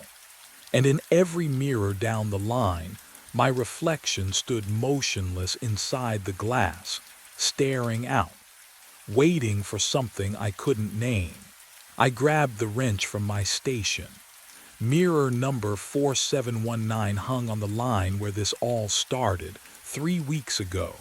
1 second delay. Now, this. The wrench felt heavier than it should. Cold metal against my palm. I swung. Glass exploded outward, a sound like ice cracking on a frozen lake, sharp and final. Shards hit concrete, glittered under fluorescent hum. But behind the broken pieces, oh God, My reflection stood there, still intact, inside the ruined frame, grinning at me through jagged teeth of glass. Not mimicking, not lagging, just watching, pleased. I stumbled backward. The wrench clattered from my hand. Those boots behind me, closer now, dragging slightly on concrete, the rhythm wrong, like something learning to walk. I ran, past the conveyor, past the empty mirrors that should have held me but didn't. The break room door slammed behind me. I fumbled my phone, hands shaking so badly I nearly dropped it. Roy's number, 3 rings, 4. You've reached Roy Tennant, leave a message. Roy, Roy, it's Curtis. Something's wrong at the plant. I need you to call me back. Please, I can't. My voice cracked. Can you imagine trying to explain this? Trying to sound sane when you've just seen yourself grin from inside broken glass. I hung up, tried again. Voicemail. The vending machine hummed. The coffee maker ticked as it cooled. Normal sounds. But the air smelled wrong, metallic, like ozone before a storm. I had to leave. Now, the side exit first. I hit the push bar. Nothing. Locked. The metal didn't even rattle. I threw my shoulder against it. Solid, immovable front entrance. Same, loading dock. Same, every exit sealed from the outside. The footsteps started again, but louder now, methodical, coming down the hallway toward the break room. Boots on concrete, my boots, my rhythm. I pressed against the door. The temperature dropped so fast I could see my breath. Then I felt it, right against the back of my neck. Cold, deliberate, something breathing where nothing should be. I ran. The cold breath followed. But I slammed through the break room door before anything could solidify behind me. My boots hammered concrete. The quality control office sat 50 yards across the factory floor, 50 yards of open space, exposed under fluorescent lights that hummed like trapped insects. I didn't look at the mirrors. The office door fought me, swollen in its frame, but I threw my shoulder against it and stumbled inside. Metal desk, filing cabinet. I dragged both against the door, muscles screaming. The barricade held, barely. My lungs burned. I leaned against the desk, gasping, and that's when the footsteps on the factory floor stopped. Silence pressed against my eardrums. I forced myself to look through the office window. He stood among the mirrors. My height, my work shirt. My face, but the way he moved, methodical, calm. He inspected mirror 5003, running fingers along its frame, checking the conveyor alignment, doing my job. The reflection I'd lost 3 hours ago had learned to exist without me. He looked up. Our eyes met through the window. He didn't blink, didn't smile, just pointed. One finger extended toward something behind me. No. What would you do? Would you turn around? I turned. The small inspection mirror mounted beside the office door, I'd forgotten it was there. And in its surface, impossibly, my reflection stood, not mimicking, staring. His hand lifted toward the glass from the inside. The surface rippled, like water disturbed by something rising from below. Oh God! His fingers pushed through. Cold, wet, real. They reached for my throat. And that's when I understood what the other 5 workers had discovered too late. Sunlight woke me. Warm. Real. The kind of 3 p.m. brightness that cuts through cheap blinds and drags you out of sleep whether you want it or not. I blinked against it, disoriented, tangled in sheets that smelled like fabric softener instead of machine oil. My apartment, my bed. I sat up too fast. My head swam. The last thing I remembered was cold fingers wrapping around my throat, but my neck felt fine. No bruises, no wetness. I pressed my palm against the skin, warm, dry, unmarked. My phone buzzed on the nightstand. 3 texts from Roy. Where are you? You okay? Call me. I checked the time stamp. He'd sent them 2 hours ago. My shift had ended at 7 a.m. It was past 3 now. I had no memory of leaving the factory, no memory of driving home, nothing between those fingers and this. I stood, legs shaky but functional. The apartment looked exactly as I'd left it yesterday. Coffee mug in the sink. Emmy's face down photo on the shelf. Everything normal. I needed to see. The bathroom mirror waited above the sink, reflecting tile and towel rack and the doorway where I stood.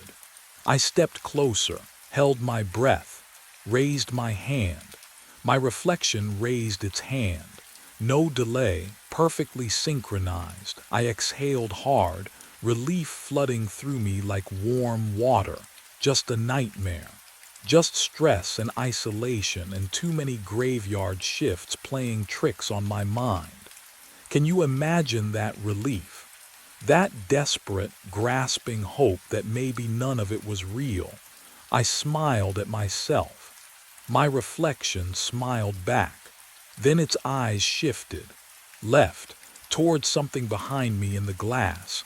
I spun around, nothing there. Just the empty hallway, sunlight slanting through the living room window. But when I looked down, oh God, when I looked down at the tile floor where the light fell across my feet, there was no shadow.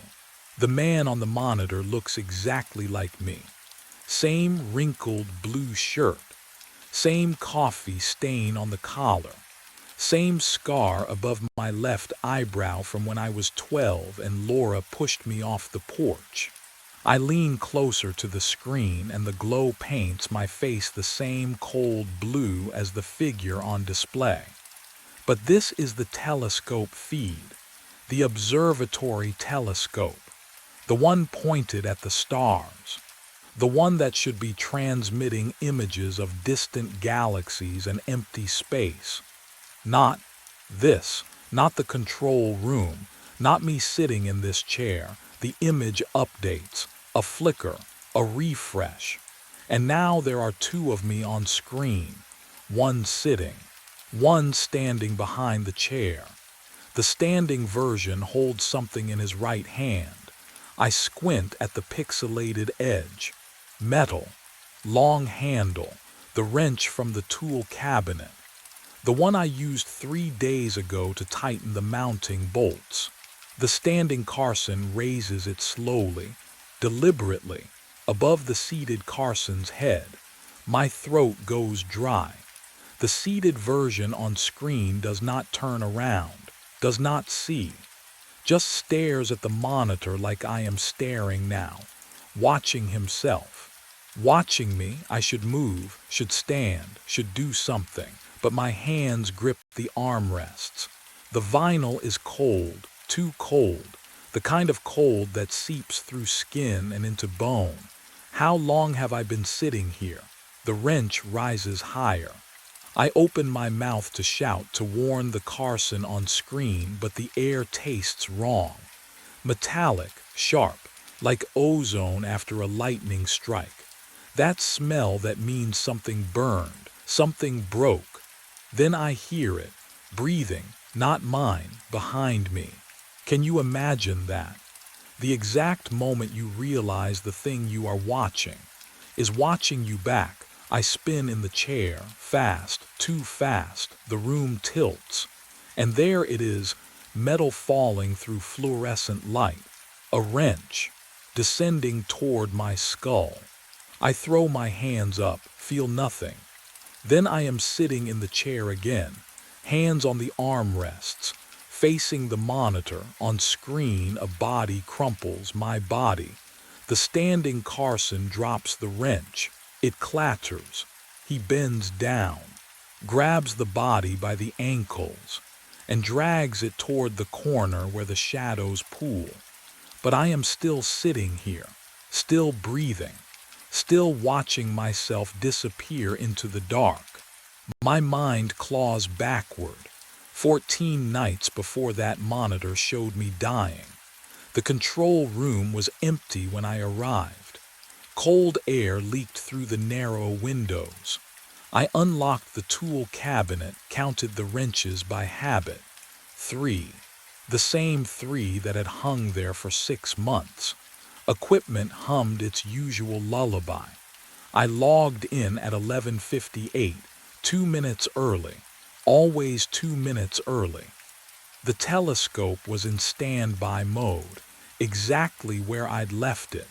I poured burnt coffee from the thermos, the kind that keeps you wired but never truly awake. My hands smelled like metal and dust. Outside, New Mexico stretched black and infinite. No headlights, no neighbors.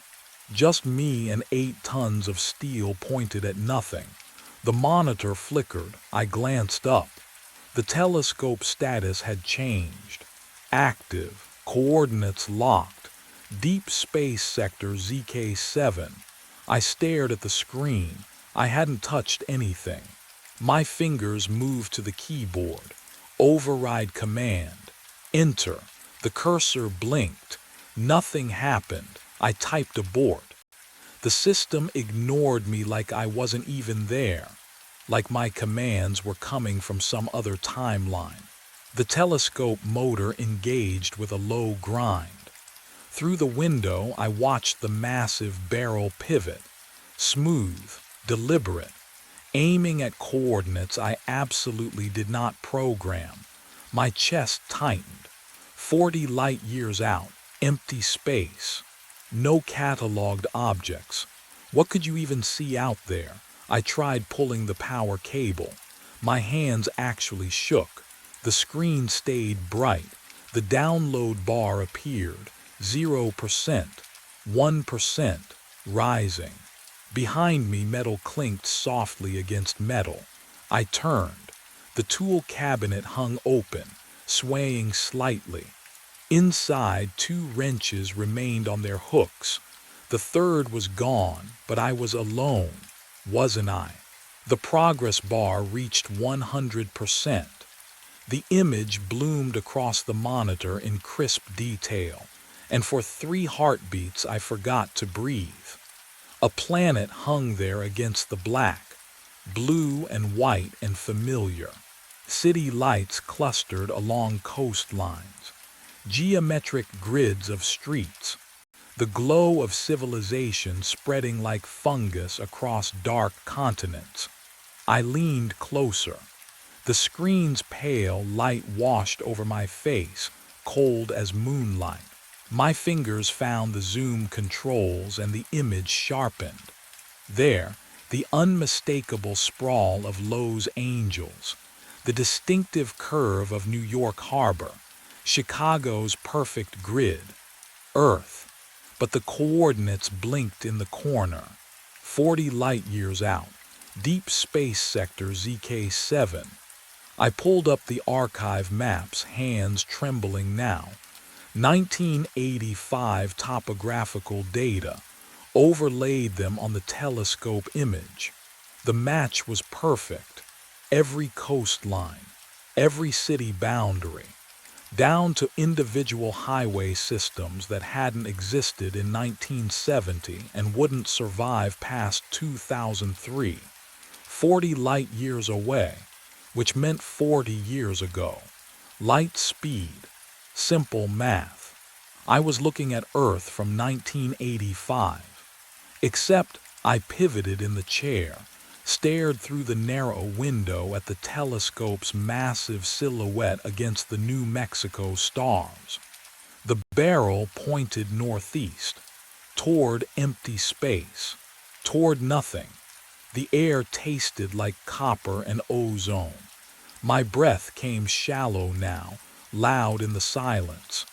Can you imagine discovering that the universe is looking backward at you? That something out there is reflecting what shouldn't be possible? I checked the building perimeter cameras. All feeds showed empty desert. The parking lot held only my truck. The hallways stretched dark and vacant. I was alone, completely alone. So why did the image on the screen show a shadow crossing the control room floor behind my chair? I turned back to the keyboard and programmed 30 light years. The telescope motor ground through its rotation. Numbers scrolled across the monitor. I held my breath as the image resolved. And there it was, Earth again. But when I pulled up the archive comparison, my hands started shaking. 1995. The coastlines matched perfectly. Ice shelf boundaries. Urban sprawl patterns from exactly 30 years ago. My throat felt tight. I programmed 20 light years. 2005. 10 light years. 2015. Each scan brought me closer to the present, each image a perfect snapshot of Earth from exactly that many years in the past. The telescope was somehow peeling back time itself, layer by layer. What would you do if every test you ran confirmed the impossible? I grabbed my phone. Dr. Pritchard needed to see this. The plastic felt slick against my palm as I dialed. 1 ring, 2 rings, 3, voicemail. Alan, it's Carson. Something's happening with the scope. Call me back, please. My voice cracked on that last word. I hated how small I sounded. I programmed 5 light years. My finger hesitated over the enter key. The image downloaded. 2020. But something was different now. The cities on screen had a strange, cold blue tint, like they'd been dipped in frost. I leaned closer to the monitor. That smell, sharp and metallic, like the air after lightning strikes. Ozone. Why would a digital image smell like anything? The scent grew stronger. I touched the screen, warm, almost hot. The blue tint pulsed slightly, breathing in rhythm with something. The telescope motor clicked off, but the smell remained, filling the control room with the tang of electricity and burned metal. And I realized the odor wasn't coming from the monitor at all. It was coming from behind me. I spun around. Nothing. The control room stretched empty behind me, but the metallic tang hung in the cold air like someone had been welding inches from my face. My pulse hammered against my throat. The computer chimed. A notification I'd never seen before, yellow triangle in the corner. I clicked it. A hidden directory appeared. Feldman_logs. Hugh Feldman, the guy who worked this shift before me. The one who vanished 6 months ago without cleaning out his locker or cashing his final paycheck. I opened the first file, dated 8 months back. The entries read like my own notes. Telescope locking onto unprogrammed coordinates. Override failure. Images of Earth from impossible distances. Hugh's handwriting, digital, clinical, deteriorated with each log. By month 7, the sentences fragmented. Repetitions. Capitalized warnings. Do not scan closer than 5 light years. Too late for that advice. His final entry was 3 words. The eye sees itself. Below that, a command log. Hugh had programmed 0 light years the night he disappeared. 0. The telescope aimed at nothing. At here, I scrolled down, felt my stomach drop. An attachment, image file, I clicked it. The photo loaded slowly, top to bottom. It showed the control room, this room, from directly above. The angle impossibly steep, like someone floating near the ceiling, camera pointed straight down. In the image, a figure sat hunched at the monitor. Hugh, I assumed. The timestamp read the night he vanished. But the quality was wrong. Too sharp. Too clear, not security footage. This came from the telescope. Someone, something, had been watching from space. Watching him, watching this room. And if Hugh programmed 0 light years that night, then whatever looks down at us isn't 40 light years away anymore. My fingers hovered above the keyboard. 0 light years. Current time. The command Hugh had programmed the night he vanished. I should have walked away, called someone, driven until the sun came up and I could pretend none of this was real. But you already know I didn't. Would you have? When every scan brought the answer closer, when the pattern begged to complete itself, could you have left it alone? I typed the coordinates, hit enter. The telescope motor engaged with a sound I'd never heard before. Not the smooth electric hum of tracking distant stars. This was grinding, metal against metal. The mounting gears shuddered through the walls, through the floor.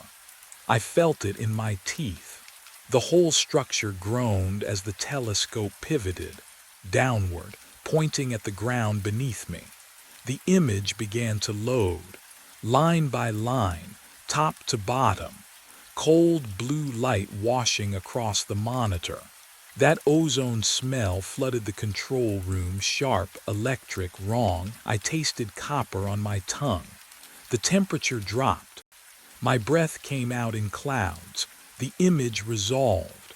Oh God, this room, from directly above. As if someone had removed the roof and ceiling and looked straight down. There was my chair, the monitor, the tool cabinet with its door hanging open, and sitting at the desk, hunched forward, staring at a screen, me. I was looking at myself from above. But that wasn't the worst part. Standing behind my chair, just over my left shoulder, close enough to touch, another me. Same clothes, same face, same everything. Except this version held something in his right hand. The wrench. The one that had vanished from the cabinet 2 weeks ago. On the monitor, the wrench began to rise. I sat perfectly still. Didn't move. Didn't breathe. Behind me, behind my actual chair, not the one on screen, I heard breathing. Slow, steady, perfectly matching my own rhythm. I didn't wait to see. I ran. My footsteps echoed, too loud, too sharp against the linoleum. The hallway stretched ahead, fluorescent lights flickering in sequence like dominoes falling away from me. 10 feet to the exit. I'd walked it 1,000 times, but the door, it kept receding. 20 feet, 30. My lungs burned. The ozone smell thickened, metallic on my tongue. The exit sign glowed red in the distance, impossibly far now, and my legs pumped harder, but the walls blurred past in slow motion. Finally, my palm slammed against the push bar. Cold metal, real, solid, I shoved through, into the control room, the same chair, the same monitor, the same hum of the telescope motor beneath the floor. And no, I spun back, tried the door again, threw my whole weight against it. The hallway appeared normal now, short, familiar. But when I ran, it stretched again like taffy pulled by invisible hands. The exit dissolved into the control room behind me. Every path looped back. What would you do when the walls themselves reject your escape? I grabbed the metal stool, swung it at the monitor. Glass exploded in a cascade of glittering shards. The impact jarred my shoulders. Sparks spat from the fractured casing, but the image remained on the broken glass, still glowing, still showing the control room from above, still showing me seated. And behind me, the other Carson stood with the wrench. Only now, he wasn't looking at his own reflection anymore. He was looking directly at me and smiling. The pieces of glass on the floor began reflecting the same image, multiplying him across every surface. 1,000 smiling Carsons watching me from every angle. I backed away from the multiplying reflections. The walls pressed inward. Every shard of broken glass held my face, watching, smiling. I couldn't look at them anymore. Couldn't breathe in that room with 1,000 versions of myself staring back. My shoulder hit something that wasn't wall, metal, cold and seamless. I turned. A panel I'd never noticed before, painted the same gray as everything else. No handle, just a hairline seam running vertical and a keypad covered in decades of dust. I pressed my palm against it. The panel clicked, slid open with a pneumatic hiss that smelled like stale air and concrete. Beyond it, darkness. A stairwell leading down. Would you go down there? Into a place you'd walked past for 2 weeks without seeing. I went. The stairs were steel.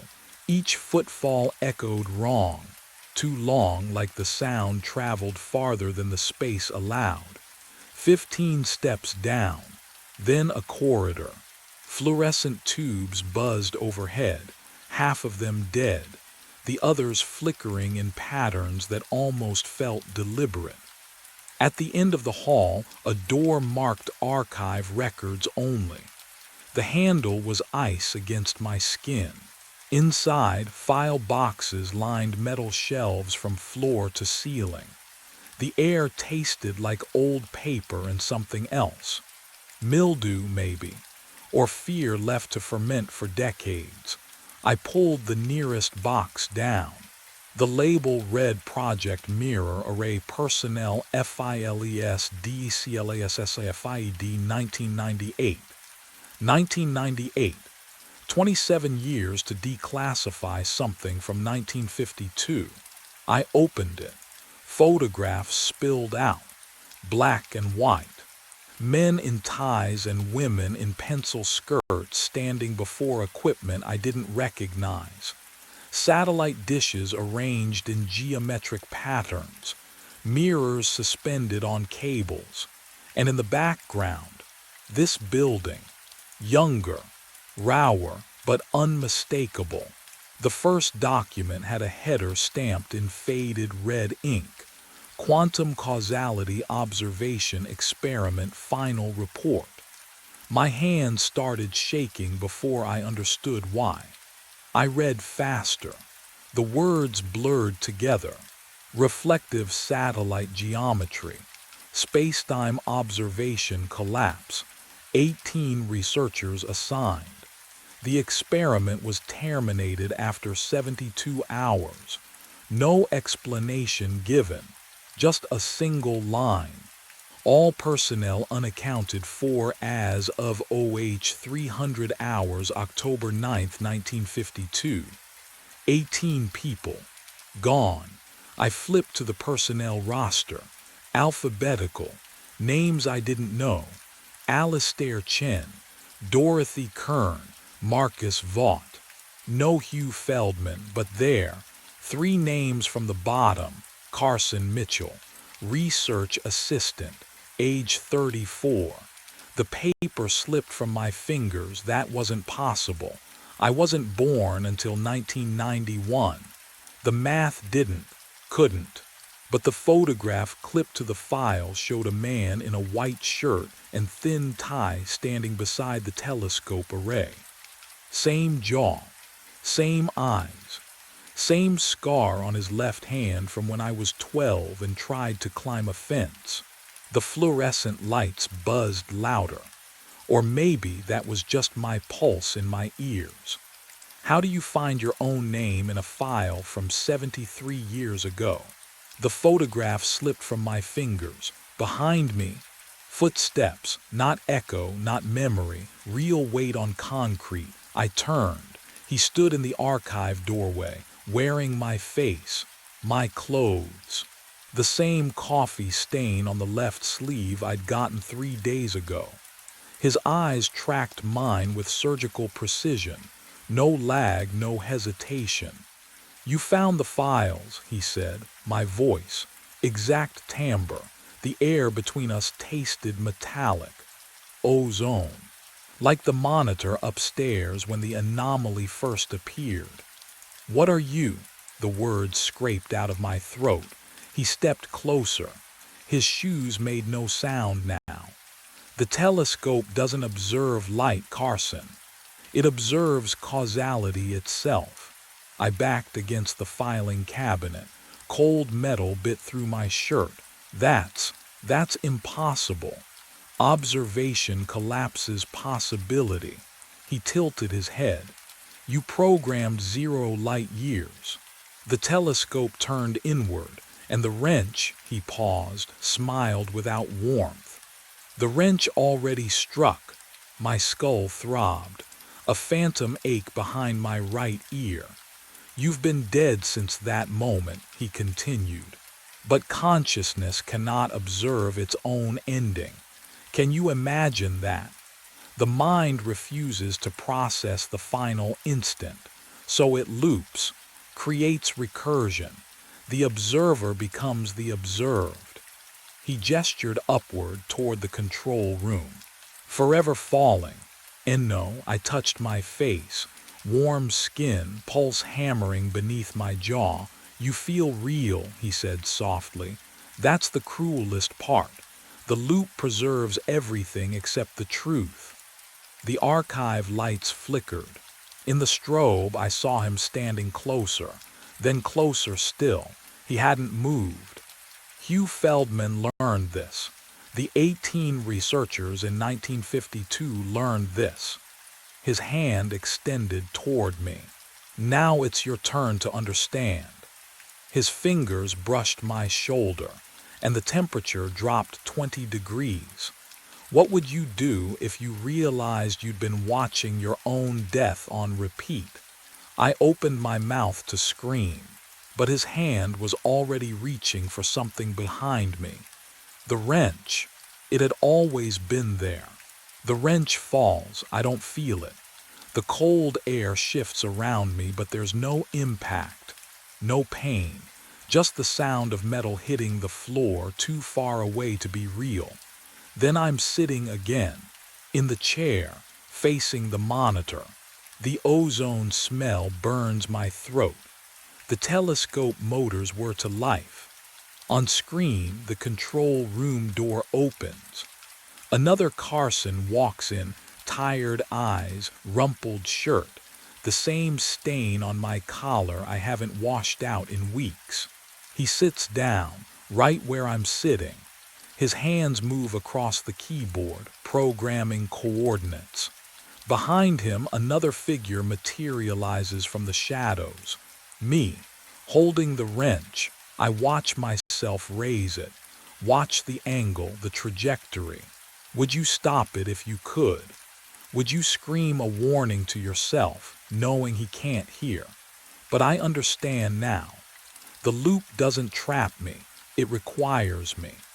The telescope collapsed causality when I programmed 0 light years, turned observation inward until the system devoured itself. And consciousness cannot witness its own ending, so it fractures. Observer, observed, weapon, victim, all roles occupied simultaneously, forever folding back. The wrench sits beside the keyboard. It's real, solid, cold metal warming under my palm. I stand. My legs move without resistance, carrying me behind my own chair. The temperature drops so fast my breath fogs the air. The telescope hums deeper, a sound I feel in my chest, a frequency that shouldn't exist. On the monitor, the image updates. I see myself standing behind the chair, the wrench in my hand rising. I raise it. The eye sees itself. The wrench falls. The phone buzzed at 4:04 in the morning. I answered on the second ring. Force of habit. 7 years running roadside assistance solo, you learn to pick up fast. Webs towing. Breathing. Shallow and wet like someone trying to speak through frost. Hello, I shifted in the driver's seat, my back cracking. The dashboard glow made everything feel smaller, closer. I froze to death, the voice whispered. Mail shaking. January 9th, 2018. My hand tightened around the phone. Prank call had to be. Sir, if you need, mile marker 34. The words came faster now, desperate. I waited, but nobody came. I looked out the windshield. Pine trees pressed in on both sides of Route 17, black shapes against a blacker sky. The mile marker reflected in my headlights. 34. I'd parked here to sleep. Coincidence. Just coincidence. Listen, I said, trying to keep my voice steady.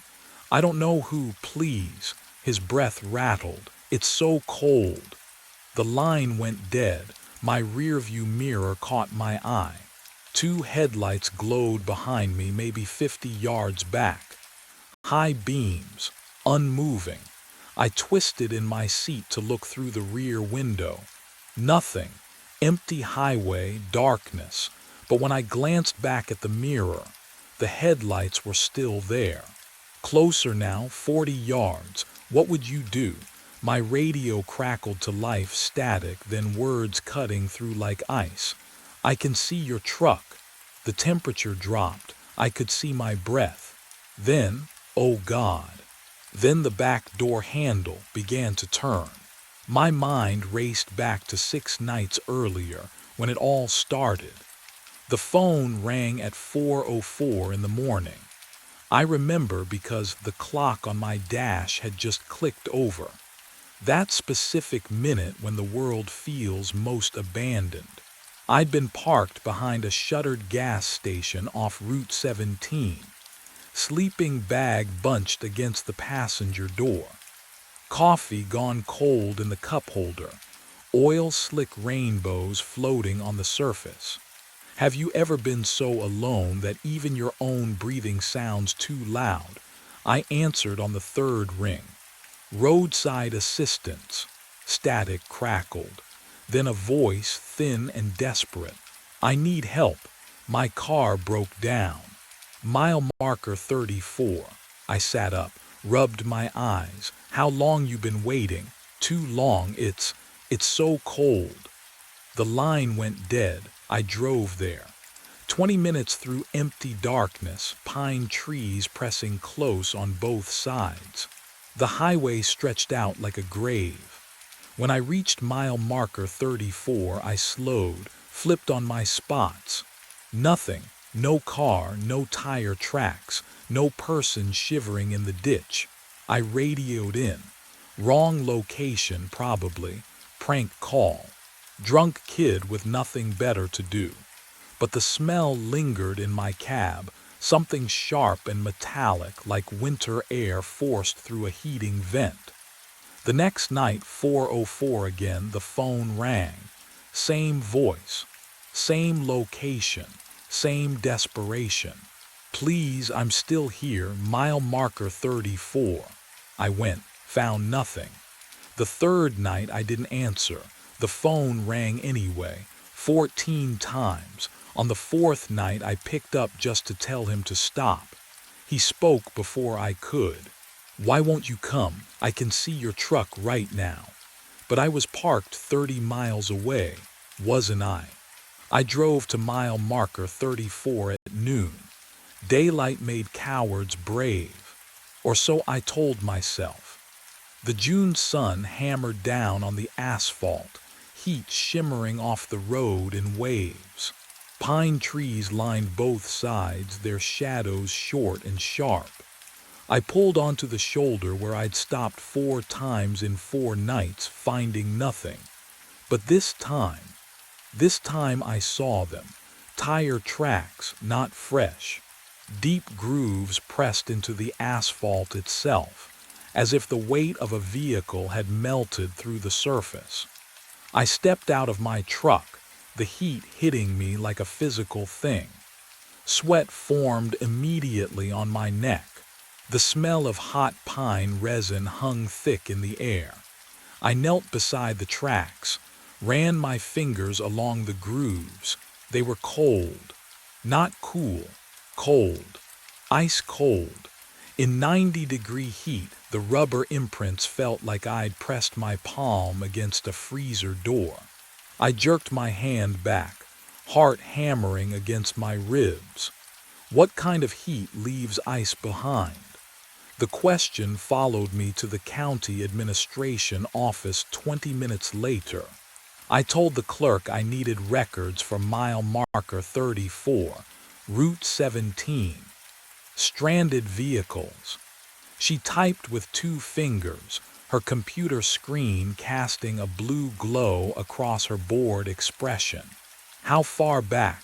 7 years, I said. My throat felt dry. She scrolled, clicked, scrolled again, then stopped. Oh, here's one. January 9th, 2018. She squinted at the screen. Blue sedan. Driver reported engine failure, requested roadside assistance. Vehicle never recovered. My stomach dropped. Never recovered. Says here the responding unit found the location empty. No car, no driver. She looked up at me. Happens sometimes. People get picked up by friends, forget to call back. What was the driver's name? She hesitated, glanced at the screen again. Daniel Frost. The name settled over me like frost itself, creeping and cold. I thanked her, barely heard my own voice, and walked back to my truck on legs that didn't quite feel attached to my body. Daniel Frost. The same voice that had called me 4 nights running. The same voice that said he could see my truck. The same voice that claimed he froze to death. I drove back to mile marker 34 as the afternoon sun began its slow descent. The shadows stretched longer now, reaching across the road like grasping fingers.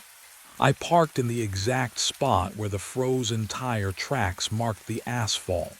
I stepped out. The air felt different, heavier. The pine trees stood motionless despite the breeze I could hear rushing through the canopy above. No birds, no insects, just silence pressing against my eardrums. I walked to the edge of the road, into the field where a stranded driver might have wandered looking for signal. Dry grass crunched under my boots. The sun warmed my shoulders. Then I felt it. Cold breath on the back of my neck. Slow, deliberate. The exhale of someone standing directly behind me. I spun around, nothing, just empty field, just shadows and sun. But the cold remained, and something in the stillness told me I wasn't alone anymore. That night the phone rang at 4:04. I knew before I answered. My hand shook as I brought it to my ear. The screen showed no number, just those glowing digits. Please. Daniel Frost's voice cracked through the speaker. Please, you have to bring it to her. Wind howled through the line, a screaming, tearing sound that made my teeth ache. I pulled the phone away, stared at it. Outside my windshield, the pines stood perfectly still. Not a breath of air moved through the summer darkness. Bring what? My voice came out hoarse. My ring, gold band, left hand. He was sobbing now. Elena, she doesn't know I tried to call. The temperature dropped fast. I watched my breath materialize in front of my face, a gray cloud in the cab's dim light. 20 seconds ago I'd been sweating. Now frost crept across the edges of my windshield, delicate fingers reaching inward. Where? I started. The radio erupted. Static blasted through the speakers so loud I flinched. Then voices, dozens of them, overlapping, whispering, all speaking in unison through the crackling white noise. 40.3729. The dial spun on its own. Click, click, click. Stations flipped past country, talk, radio, silence, then locked on pure static again. Negative 74.8152. The numbers burned into my mind. Coordinates had to be, but whose, for what? Daniel's voice cut through. Find me. Bring it to her, please. I'm so cold. The line went dead. The radio went silent. The frost on my windshield remained, spreading wider. I sat there, breath steaming. Those numbers repeated in my head like a prayer I couldn't stop saying. And somewhere in the back of my mind, I knew exactly what waited at those coordinates. I found him in the county archives at dawn. Daniel Frost, age 42. The name glowed on the library's ancient computer screen, backlight burning into my tired eyes. My fingers trembled on the mouse. Click. The obituary loaded slowly. One paragraph at a time. Beloved husband to Elena. Devoted father to Lily, age 7. Died January 9th, 2018, after his vehicle broke down on Route 17. Body recovered 3 days later. Hypothermia. 3 days. He'd been out there for 3 days while. What? While I drove past his location. While I slept through shifts, numb and checked out after the divorce. The coffee in my gut turned to acid. I could smell the library's musty carpet, decades of dust and forgotten stories pressing against my lungs. Survived by his loving family. Services held at Pinewood Cemetery. I memorized the address. Closed the browser. The screen went dark, reflecting my face back at me. Hollow eyes, unshaven jaw, a man I barely recognized. Can you live with knowing someone died waiting for you to care? By noon, I stood at his grave. The cemetery stretched empty under brutal July heat. Grasshoppers clicked in the brown weeds. Sweat soaked through my shirt. But Daniel Frost's headstone, oh God, it wore a coat of fresh frost. Thick white crystals that shouldn't exist, not in this weather, not in this world. I crouched beside it, touched the stone. My fingertips went numb instantly, the cold bit down to bone. I'm sorry, I whispered. I'm so sorry. The air went still.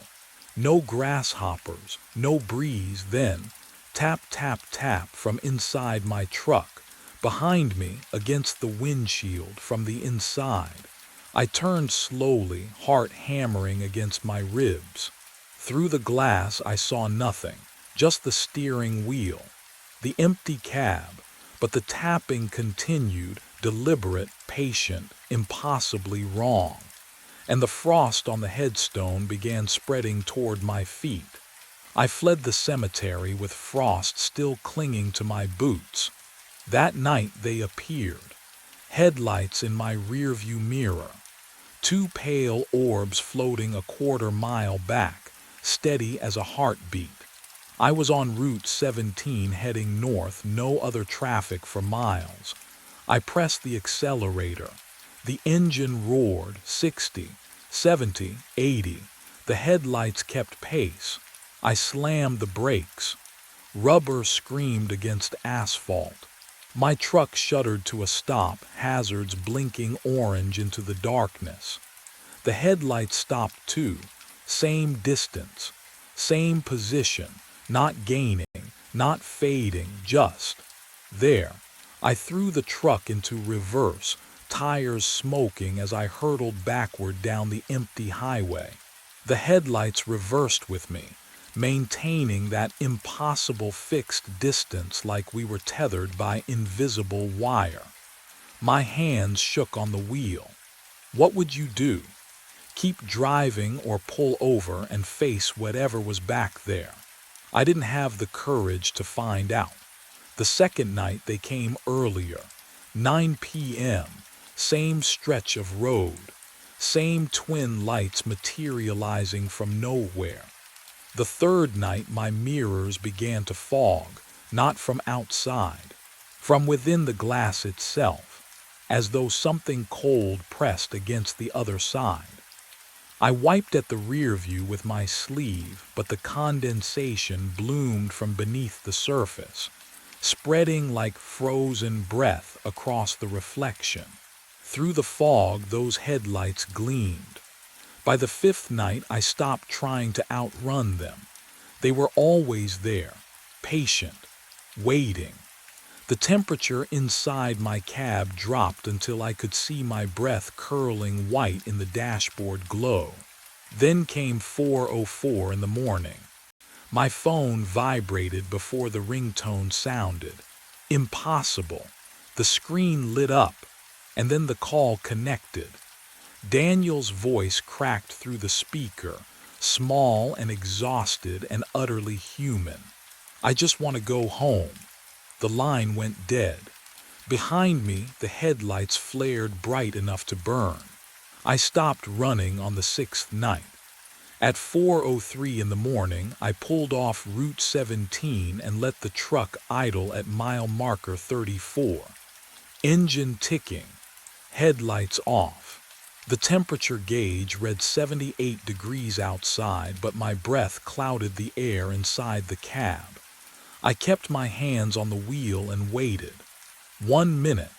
That's all it took. At 4:04 exactly, the back door handle moved. Not a rattle, not wind.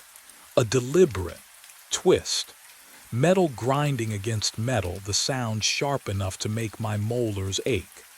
I watched it in the rear-view mirror, chrome lever jerking left, then right, then left again. Something was trying the lock. My throat closed. The pounding started 3 seconds later. Boom, boom, boom, heavy, methodical, fists, or something like fists, hammering the truck bed directly behind my head. The whole cab shook with each impact. I gripped the steering wheel hard enough that my knuckles went white, but I didn't move. Didn't turn around. What would you do? Stay frozen or look? I looked. Frost was spreading across the rear window, not condensation. Ice.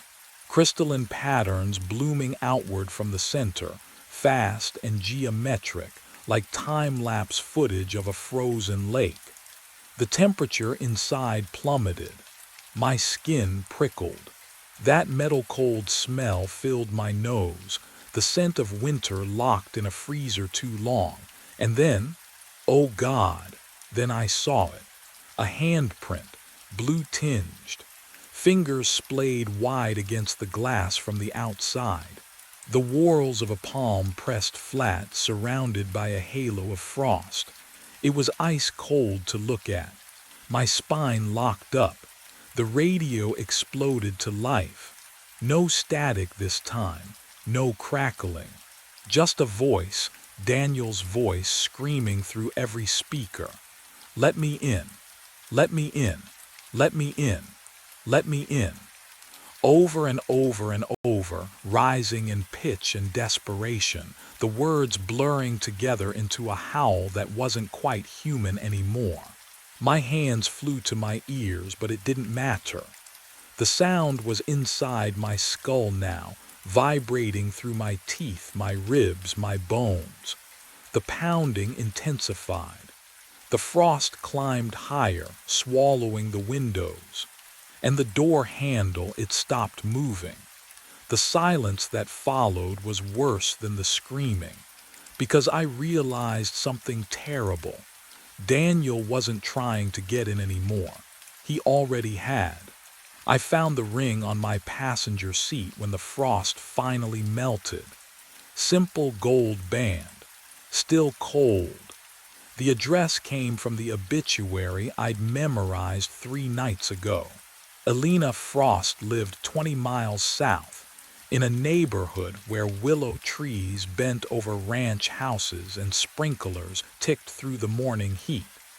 My knuckles ached from gripping the wheel. The ring sat in my shirt pocket, its weight pressing against my ribs like a stone. What would you do, carrying a dead man's wedding band to his widow? I parked across the street. The house looked ordinary, cream siding, black shutters, a tire swing hanging motionless from the willow. But the air around it felt wrong, too still, too quiet, like the whole property was holding its breath. I crossed the lawn. Each step felt heavier than the last. She opened the door before I knocked. Elena Frost was smaller than I'd imagined, mid-40s, with tired eyes that widened the moment they landed on my face. Her hand flew to her mouth. "You," she whispered. I opened my mouth. Nothing came out. I have something, your Marcus Webb." Not a question, a statement. Her voice shook. "Oh God, your Marcus Webb." The ring suddenly burned through my pocket. "How do you come inside?" She stepped back, her movements stiff, mechanical. "We need to talk." The house smelled like lavender and dust. A wedding photo sat on the mantel, Daniel, younger, smiling beside this same woman. I couldn't look at it. Elena sat across from me, hands folded so tight her knuckles whitened.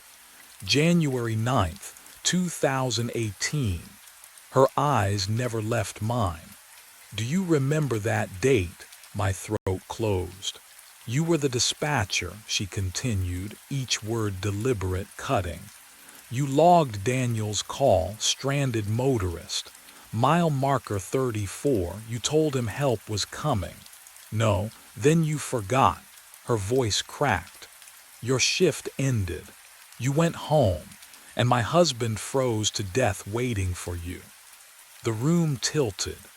Elena leaned forward, and her next words came out barely audible, laced with something between pity and terror. "He's been looking for you ever since." But even as she spoke, the temperature plummeted, and from somewhere deeper in the house came the unmistakable sound of a door handle turning. I drove back to mile marker 34 because there was nowhere else to go. Elena's words echoed in my skull. "He's been looking for you." And my hands trembled on the wheel hard enough that the truck drifted across the center line twice. 7 years. 7 years Daniel Frost waited in the cold because I logged his call, clocked out, and forgot. What would you do? How do you apologize for stealing someone's last breath? The marker appeared in my headlights at 3:58 a.m. I pulled onto the shoulder where his blue sedan must have sat, engine dead, hope dying slower. The night smelled wrong, pine mixed with something metallic, like frost on copper pipes. I killed the ignition. Silence pressed against my eardrums. I stepped out. Gravel crunched under my boots, too loud in the emptiness. The air bit at my exposed skin despite the June warmth, and when I exhaled, my breath fogged. "Daniel," my voice cracked, I'm so sorry." The words felt pathetic, insufficient. "I forgot you. I went home and you," my throat closed. "You died alone because of me." The temperature dropped fast. My skin prickled with goosebumps and frost began creeping across my truck's windows, spreading in delicate fractals that shouldn't exist in summer heat. I glanced at my rearview mirror. Headlights, faint, flickering. There one moment, gone the next, like a signal fighting through static. But with each flicker they grew more solid, more real, until I could see the blue sedan behind them. Old model, snow crusted on the hood. My heart hammered against my ribs. He stood beside the driver's door. Daniel Frost. Frost coating his face in white webs, eyes dark and hollow, lips blue-tinged. He didn't blink, didn't breathe. Just stared at me through the mirror's reflection with an expression I couldn't read, grief, rage, or something worse. He raised one arm and pointed at me, then at the sedan's passenger door. The handle turned with a soft click, and the door swung open on hinges that made no sound. Invitation or trap. The beeping woke me first. Then the smell, antiseptic and bleach, sharp enough to sting my sinuses. I tried to move. My limbs felt distant, heavy. The sheets beneath me crinkled with that unmistakable hospital texture. Fluorescent lights hummed overhead, too bright even through my closed eyelids. I forced my eyes open. White ceiling tiles, an IV line snaking into my left arm. A monitor beside the bed traced my heartbeat in green peaks and valleys. Mr. Webb, a woman's voice, clinical but not unkind. "Can you hear me?" I turned my head. A nurse stood at the foot of the bed, clipboard in hand. Behind her, through the doorway, I glimpsed a state trooper leaning against the hallway wall. Where am I? My throat felt raw, voice cracking on each syllable. "County General. You've been here 3 days. She moved closer, checking the IV bag. "Before that, well, that's what the officers need to talk to you about." The trooper entered. Older guy, gray at the temples, expression unreadable. He pulled up a chair, metal legs scraping linoleum. "Marcus Webb, 40 years old, registered tow truck operator." He flipped open a notepad. "We found your truck at mile marker 34 on Route 17. Engine running. Doors locked from the inside." I swallowed. My mouth tasted like copper. "When?" I managed. 7 days ago. 7. What would you do if someone told you a week of your life just vanished? That time folded over itself and swallowed you whole. "That's impossible," I whispered. "The interior was frozen solid," he continued, ignoring my protest. "In late June, ice coating every surface. Your body temperature was 79 degrees when paramedics pulled you out. Doctor said another hour and..." He let the sentence hang. "The cold. Oh God, the cold." I felt it now, bone deep, like it had burrowed into my marrow and nested there. No amount of heated blankets could touch it. "Do you remember anything?" the trooper asked. I remembered the open door, Daniel's frost-covered face, the invitation, or was it a demand?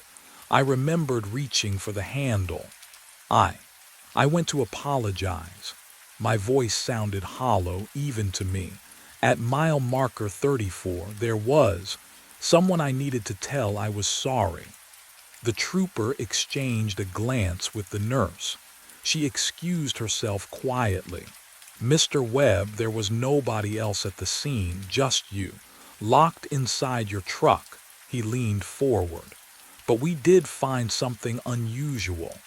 He produced an evidence bag. Inside it, my phone. 47 outgoing calls logged in your phone history, all to roadside assistance dispatch, all placed at 4:04 in the morning. He paused, watching my face. All timestamped January 9th, 2018. The room tilted. I gripped the bed rail. That's not possible. Phone company confirmed it. They can't explain it either. He stood, tucking the notepad into his belt. You're not under arrest, Mr. Webb, but you need to stay in town. We'll have more questions. He left. The door clicked shut. I was alone with the beeping monitor and the smell of antiseptic and the cold that wouldn't leave. Across from the bed hung a small mirror, the kind hospitals use so patients can check their appearance. I didn't want to look. Every instinct screamed not to look, but I did. My reflection stared back, pale and hollow-eyed, and behind me in the darkened glass, two headlights, steady, unblinking, keeping their distance but never fading. I closed my eyes, opened them. The lights remained. They followed me out of the hospital the next day, in the chrome of the elevator doors, in the window of the taxi, in every reflective surface I passed. I never made it home. How could I? I don't think I have one anymore, because now I understand. Daniel spent 7 years trapped at mile marker 34, calling for help that never came, waiting, freezing, alone. Now it's my turn to wait. The clock reads 4:03. My phone will ring in 60 seconds. It always does. And when it does, I'll answer. I'll hear my own voice on the other end, desperate and cold, begging someone to send help. But nobody's coming. Nobody ever does. The sponge caught on something above the John Doe's left eyebrow. I paused, formaldehyde stinging my nostrils, and wiped away the dried blood. A scar. Half-moon shaped, the size of a dime. The fluorescent lights hummed overhead, steady as a heartbeat. I'd been cleaning bodies for 3 years, and you learn not to look too close. But this one pulled at something behind my ribs. I touched my own forehead. Same spot, same shape. Coincidence, had to be. I returned to the body, working methodically, jaw, neck, shoulders. His hands were limp and waxy cold, the skin already taking on that gray sheen. When I turned his palm up, I froze again. The calluses, index and middle finger of his left hand, hardened ridges where guitar strings press into flesh. Just like mine. My throat tightened. The drainage table gurgled softly as chemicals ran through the grooves, the only sound in the basement besides my own breathing. I glanced at the paperwork clipped to the end of the table. John Doe, unidentified, found in the parking garage sublevel. No, this was insane, but my hands moved on their own, reaching for the fingerprint kit. I rolled his thumb across the ink pad, pressed it to the card. Then I crossed to the computer terminal, fingers trembling as I scanned it into the system. The screen blinked. Match found. Name, Ethan Burke, that's my name. I stared at the monitor, pulse hammering in my ears. This had to be a system error, a glitch. I grabbed my phone and dialed Donna's extension, my supervisor 3 floors up in the warm, windowed world. Reeves. Donna, I need you to come down here. It's 2 in the morning, Burke. What's wrong? This body, my voice cracked. It's me, the prints match, everything matches. Silence. Then she laughed, short, incredulous. You're alive, Ethan. You're talking to me right now. I know, but get some sleep when your shift ends. Seriously. The line went dead. I turned back to the table, legs unsteady. The corpse's left hand rested palm up where I'd left it. And there, on the 4th finger, A gold wedding band caught the fluorescent light. The same inscription Sophie had engraved 6 years ago. My hands shook as I reached for the personal effects bag. The plastic crinkled too loud in the silent morgue. I had to be wrong, had to be. The bag's seal broke with a whisper. Inside, oh God. My driver's license stared back at me. Same awful photo from the DMV 3 years ago. My apartment keys, the Wonder Woman keychain Sophie gave me as a joke. My wallet, I flipped it open, and there we were. Sophie and me at Montauk Beach, her hair whipping across both our faces. The photo I kept in my actual wallet, right now, in my locker upstairs. Can you imagine holding proof you're dead? My throat closed. The formaldehyde smell thickened, coating my tongue. This wasn't real, couldn't be real. I'd kissed Sophie goodbye 8 hours ago. I'd driven here. I'd clocked in at 11 p.m. like always. A metallic slide echoed behind me. I spun around. Drawer 12. I froze. That drawer had been empty. I'd inventoried the cold storage at midnight, logged every occupant.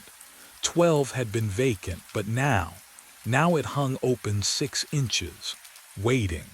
My legs moved without permission. Each step toward that drawer felt like wading through cold water. The temperature gauge on the wall read 38 degrees, but my breath didn't fog. Wrong. That detail was wrong. I grabbed the handle. The metal burned ice against my palm, pulled, the same face, the same scar above the left eyebrow, the same guitar calluses I'd built over 15 years, but the tag made my stomach drop through the floor. Date of death. 3 weeks ago. I staggered backward 3 weeks. I'd worked every night shift for the past 3 weeks. I would have seen this body. I would have logged it, processed it, stored it. Wouldn't I? The fluorescent lights flickered once, twice. In that half second of darkness, I heard it. Another drawer sliding open somewhere deeper in the cold storage room. And I realized with creeping horror how many drawers I hadn't checked tonight. Metal scraped against metal. Another drawer, sliding open on its own. I spun toward the sound. Drawer 17. The steel face yawned wide, exhaling cold air that stank of formaldehyde and something underneath, copper, fresh and wet. Inside lay another me. Same scar above the eyebrow, same calloused fingertips. The tag read September 14th, 4 months ago. Before I could move, drawer 23 opened, then 8, then 30, then 5. Each one groaning on its track, each one revealing the same face, the same body, the same wedding ring catching the fluorescent light. I counted. 7 drawers, 7 bodies, 7 versions of Ethan Burke, tagged and logged across 6 months like some obscene inventory. The newest, drawer 12, the one I just opened, had died yesterday, Tuesday. The cut on its temple still looked fresh, too fresh. My hands shook as I checked the tags again. October 9th, September 27th, August 3rd, July 16th, June 30th, May 11th, and then I saw it, drawer 4, open, empty. The tag read today's date, Wednesday, October 23rd. What would you do? Stand there and wait to see what fills it? I ran. Shoes slapping tile, breath ragged in my throat. The elevator was 15 feet away. I slammed my palm against the button. Nothing, no light, no mechanical hum from the shaft. I hit it again, dead, the stairwell. I pivoted, crashed through the door. It stopped after 6 inches. Chain rattling on the other side. Locked. From the outside, the fluorescent lights above me flickered once, twice. The hum deepened to something that vibrated in my teeth. Behind me, I heard the sound of something shifting in drawer 4. Metal scraped against metal. The sound came from everywhere at once. 7 drawers sliding open in perfect unison. I pressed my back against the wall, ice spreading through my chest. The refrigerated units yawned wide and my bodies moved. They sat upright, sat up like waking from sleep. Legs swung down slowly, heels thumping against the drawer fronts. 7 identical movements. 7 copies of me wearing the pale gray skin of the dead. Their eyes opened. Oh God, their eyes. The pupils were wrong, blown wide and black, swallowing the irises until barely any color remained. They stared forward at nothing, unseeing but somehow aware. The fluorescent lights buzzed overhead, casting shadows that twisted across their faces. My faces. One of them turned its head toward me. "Tonight makes 8, it whispered. The voice was mine, flat, emotionless, like reading from a script I'd never seen. They stood together. All 7 rose as one, bare feet touching the tile floor without sound. The formaldehyde smell thickened, mixing with something underneath, something rotten and wet that hadn't been there before. I stumbled backward. My heel caught the door frame to the cold storage room. Every instinct screamed at me to run, to lock myself away. What would you do? When 7 versions of your corpse stand and speak your name. I yanked the door shut behind me, grabbed the handle, twisted the lock. It spun uselessly. Broken, the door drifted open an inch. Then I heard it, soft at first, then unmistakable, the wet slap of bare feet on tile, moving toward me, not walking, coming. And they weren't alone anymore. Something else moved with them, breathing in rhythm with my racing heart. I threw myself sideways through the embalming room doorway. My shoulder slammed into the metal desk. Hard. The impact sang up my collarbone, but I didn't stop.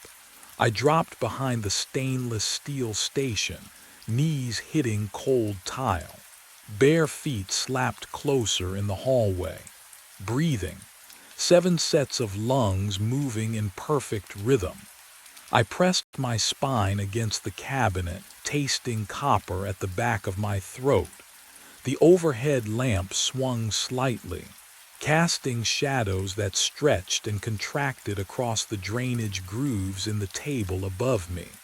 Formaldehyde burned my nostrils, but underneath rot, sweet and wrong. My hand brushed something on the floor. A logbook. Black leather binding, corners worn smooth. I pulled it into my lap, fingers trembling. The footsteps stopped just outside the door. I flipped the book open. Pages of shift logs, dates, times, signatures at the bottom of each entry. My eyes skimmed down the columns, searching for what? Proof I wasn't insane. Then I saw it, my signature. My handwriting, the way I looped the capital E, the sharp angle of the B. October 7th. October 14th. October 21st. Nights I don't remember. Nights I know I wasn't here because Sophie and I watched movies. We ate takeout. Oh God, had we. Paper clipped to the back pages, 7 death certificates. I unfolded the first with shaking hands. Ethan Burke. Cause of death, blunt force trauma. Location, hospital parking garage, sublevel 2, ruled accidental. The second, drowning. Basement stairwell flooding. Third, electrocution. Service elevator malfunction. Fourth, they were all here. Every death happened in this building. I fumbled for my phone. No signal, not even one bar. A shadow fell across the logbook. I looked up. One of them stood in the doorway, head tilted, pupils swallowing the iris whole. It opened its mouth and my own voice whispered out, "You've read this before." The formaldehyde burned sharper now, like it was inside my lungs instead of the air. I backed against the metal cabinets, breath coming in shallow gasps.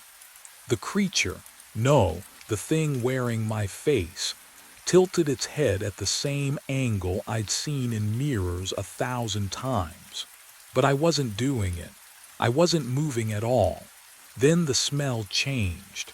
Rain, asphalt, wet leather. Oh God. The memory surfaced like a body rising from deep water, 6 months ago. Sophie standing in our kitchen doorway, arms crossed, her voice tight. "You're choosing this place over us." "It's one more shift," I'd said, grabbing my keys from the counter.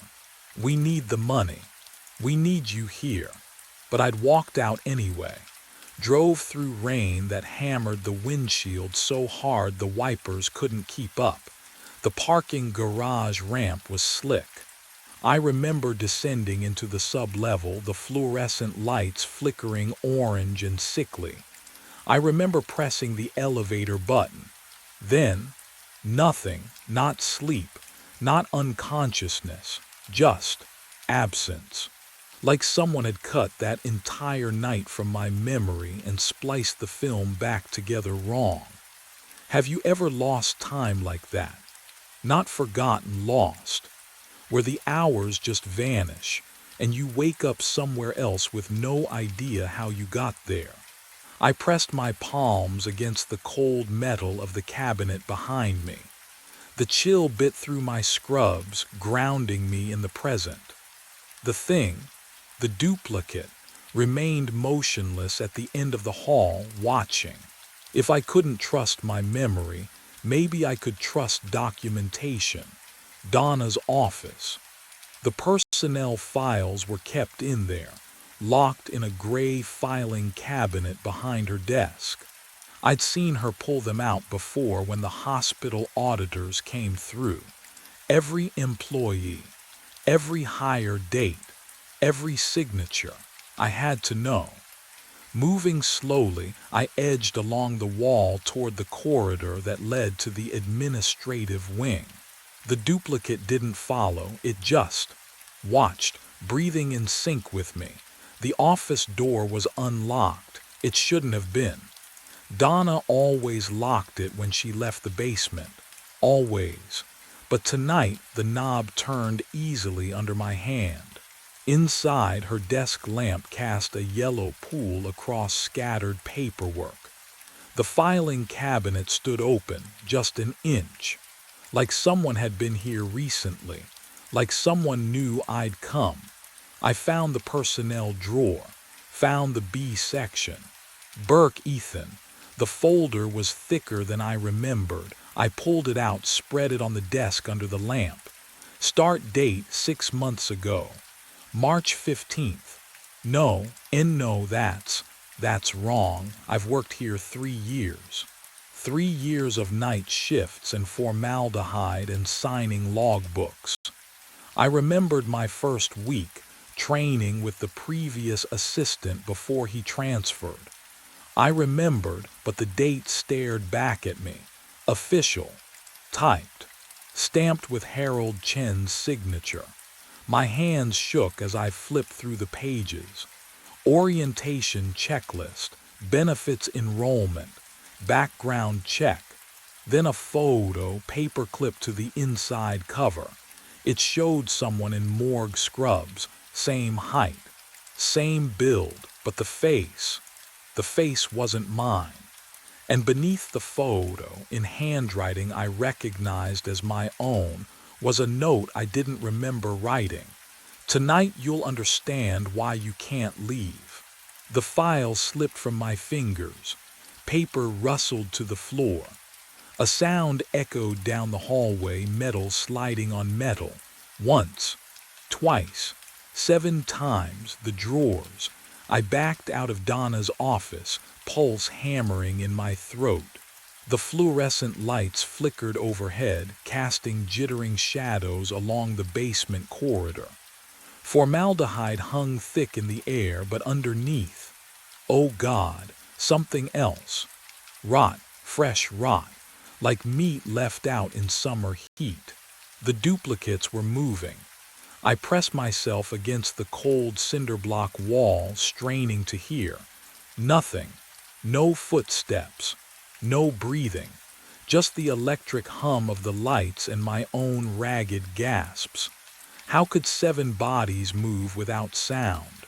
Down the hallway at the junction near cold storage, one of them stood, my face, my posture, head tilted at an angle no living neck should bend. It didn't blink, didn't breathe, just watched. I squeezed my eyes shut, counted to 3, opened them 5 feet closer. My stomach lurched. The thing hadn't walked. It had simply relocated like a skipped frame in a film. Can you imagine that? Seeing yourself erased and redrawn closer, with no movement between. I ran. My shoes slapped tile, echoing obscenely loud in the silence. Behind me, nothing. No pursuit sounds. Somehow that was worse. I risked a glance back. 4 of them now, spread across the corridor, all standing perfectly still, all watching with those 2 wide pupils. I shoved through the embalming room door, slammed it shut. My hands shook as I fumbled for the lock. There wasn't one. There had never been one, had there? The metal felt ice cold under my palms. A memory surfaced, sudden and drowning. Water. Cold water filling my lungs, burning like acid. My hand pressing the elevator button, over and over. The button that wouldn't light, the elevator that wouldn't come. I was falling. Falling through. The door handle turned. The door opened. They filled the autopsy suite doorway. 3 of them. No, 4. Shoulders pressed together, heads tilted at the same angle. Their eyes reflected the overhead fluorescence like coins at the bottom of a well. I backed toward the steel table, nowhere else to go. My hip struck the edge. The cold metal burned through my scrubs. The polished cabinet doors behind the sink caught my reflection. I saw myself standing there, chest heaving, face pale. And, oh God, my shirt had ridden up. A thin red line traced from my sternum to my navel, barely healed. The edges still pink and puckered. A Y incision scar. Can you imagine looking down and seeing proof that you've already been opened, already been emptied? My hands trembled as I touched it. The skin felt wrong, too smooth, like melted wax. I've embalmed hundreds of bodies. I know what that scar means. The duplicates moved closer, not walking, just closer. Their bare feet made no sound on the tile, but I heard their breathing, all in perfect unison. Inhale, hold, exhale. They formed a circle around me. The formaldehyde smell thickened, mixed with something underneath, copper and spoiled meat. One of them stood directly in front of me now, close enough that I felt the cold radiating from its skin. But no breath touched my face. Its mouth opened. My voice came out. You died 6 months ago in the parking garage. The words hit like fists. I shook my head. No, that's not. Every night you forget. Another one spoke. Same inflection, same pitch. Every night you discover us. They stepped closer. The circle tightened. Every night ends the same. Their hands reached toward me, fingers rigid, skin the color of freezer-burned meat. You cannot leave what you never left. The lights flickered, and in that strobing darkness, I saw what stood behind them in the hallway. My phone buzzed against my hip. 7 a.m., end of shift. The duplicates didn't stop. They reached for me, fingers outstretched, skin the color of freezer burn. Their touch landed on my shoulders, my chest, my face. Ice, not cold ice. Like someone pressed my cheek against the morgue drawer for hours. I tried to jerk away, but my legs wouldn't answer. Their grip tightened. No, the floor vanished. I fell backward into nothing. The autopsy suite lights spiraled above me, shrinking to pinpricks. Then water closed over my head, frigid, black, filling my nose, my throat, choking off the scream building in my lungs. I clawed upward, but my hands found only concrete. Wait, no, I was on concrete, skull cracking against parking garage floor, bones splintering, the wet crunch echoing in my ears. A wire touched my skin. Electricity tore through me. Every muscle locked, smoke. I smelled burning flesh, my flesh, then pills dissolving on my tongue, bitter and chalky, the room spinning, no, falling down the stairwell, ribs snapping, neck twisting, carbon monoxide filled the car, sweet, almost pleasant, my vision grayed, drowning again, concrete again, electrocution again. All 7 deaths slammed into me at once. Not memories, not visions. I was dying, right now. 7 times simultaneously. My body couldn't contain it. Each death screamed for space inside my skull, tearing me apart from within. I understood. I hadn't worked here for 3 years. I died 6 months ago. Everything since, Sophie, the apartment, every shift, shadows cast by a corpse that refused to stop moving. I opened my mouth to scream. The sound ripped out, but it came from 7 throats. Mine and theirs, perfect unison. The same pitch, the same terror. Then silence dropped like a curtain. The duplicates released me. They stepped back, formed a circle, and in the space between their bodies, the empty drawer slid open with a metallic whisper, waiting for number 8. I woke to warmth, soft cotton sheets, Sophie's breath against my neck, morning sunlight filtering through bedroom curtains, golden and clean, no formaldehyde, no fluorescent hum, just home. She stirred beside me, lifted her head. You were talking in your sleep again. Her lips brushed my forehead, warm and real. I exhaled, a shuddering, grateful breath. A nightmare, just a nightmare. Coffee, she pressed a mug into my hands. I brought it to my lips. Cold. Not lukewarm, cold, like it had been sitting for hours. I looked up.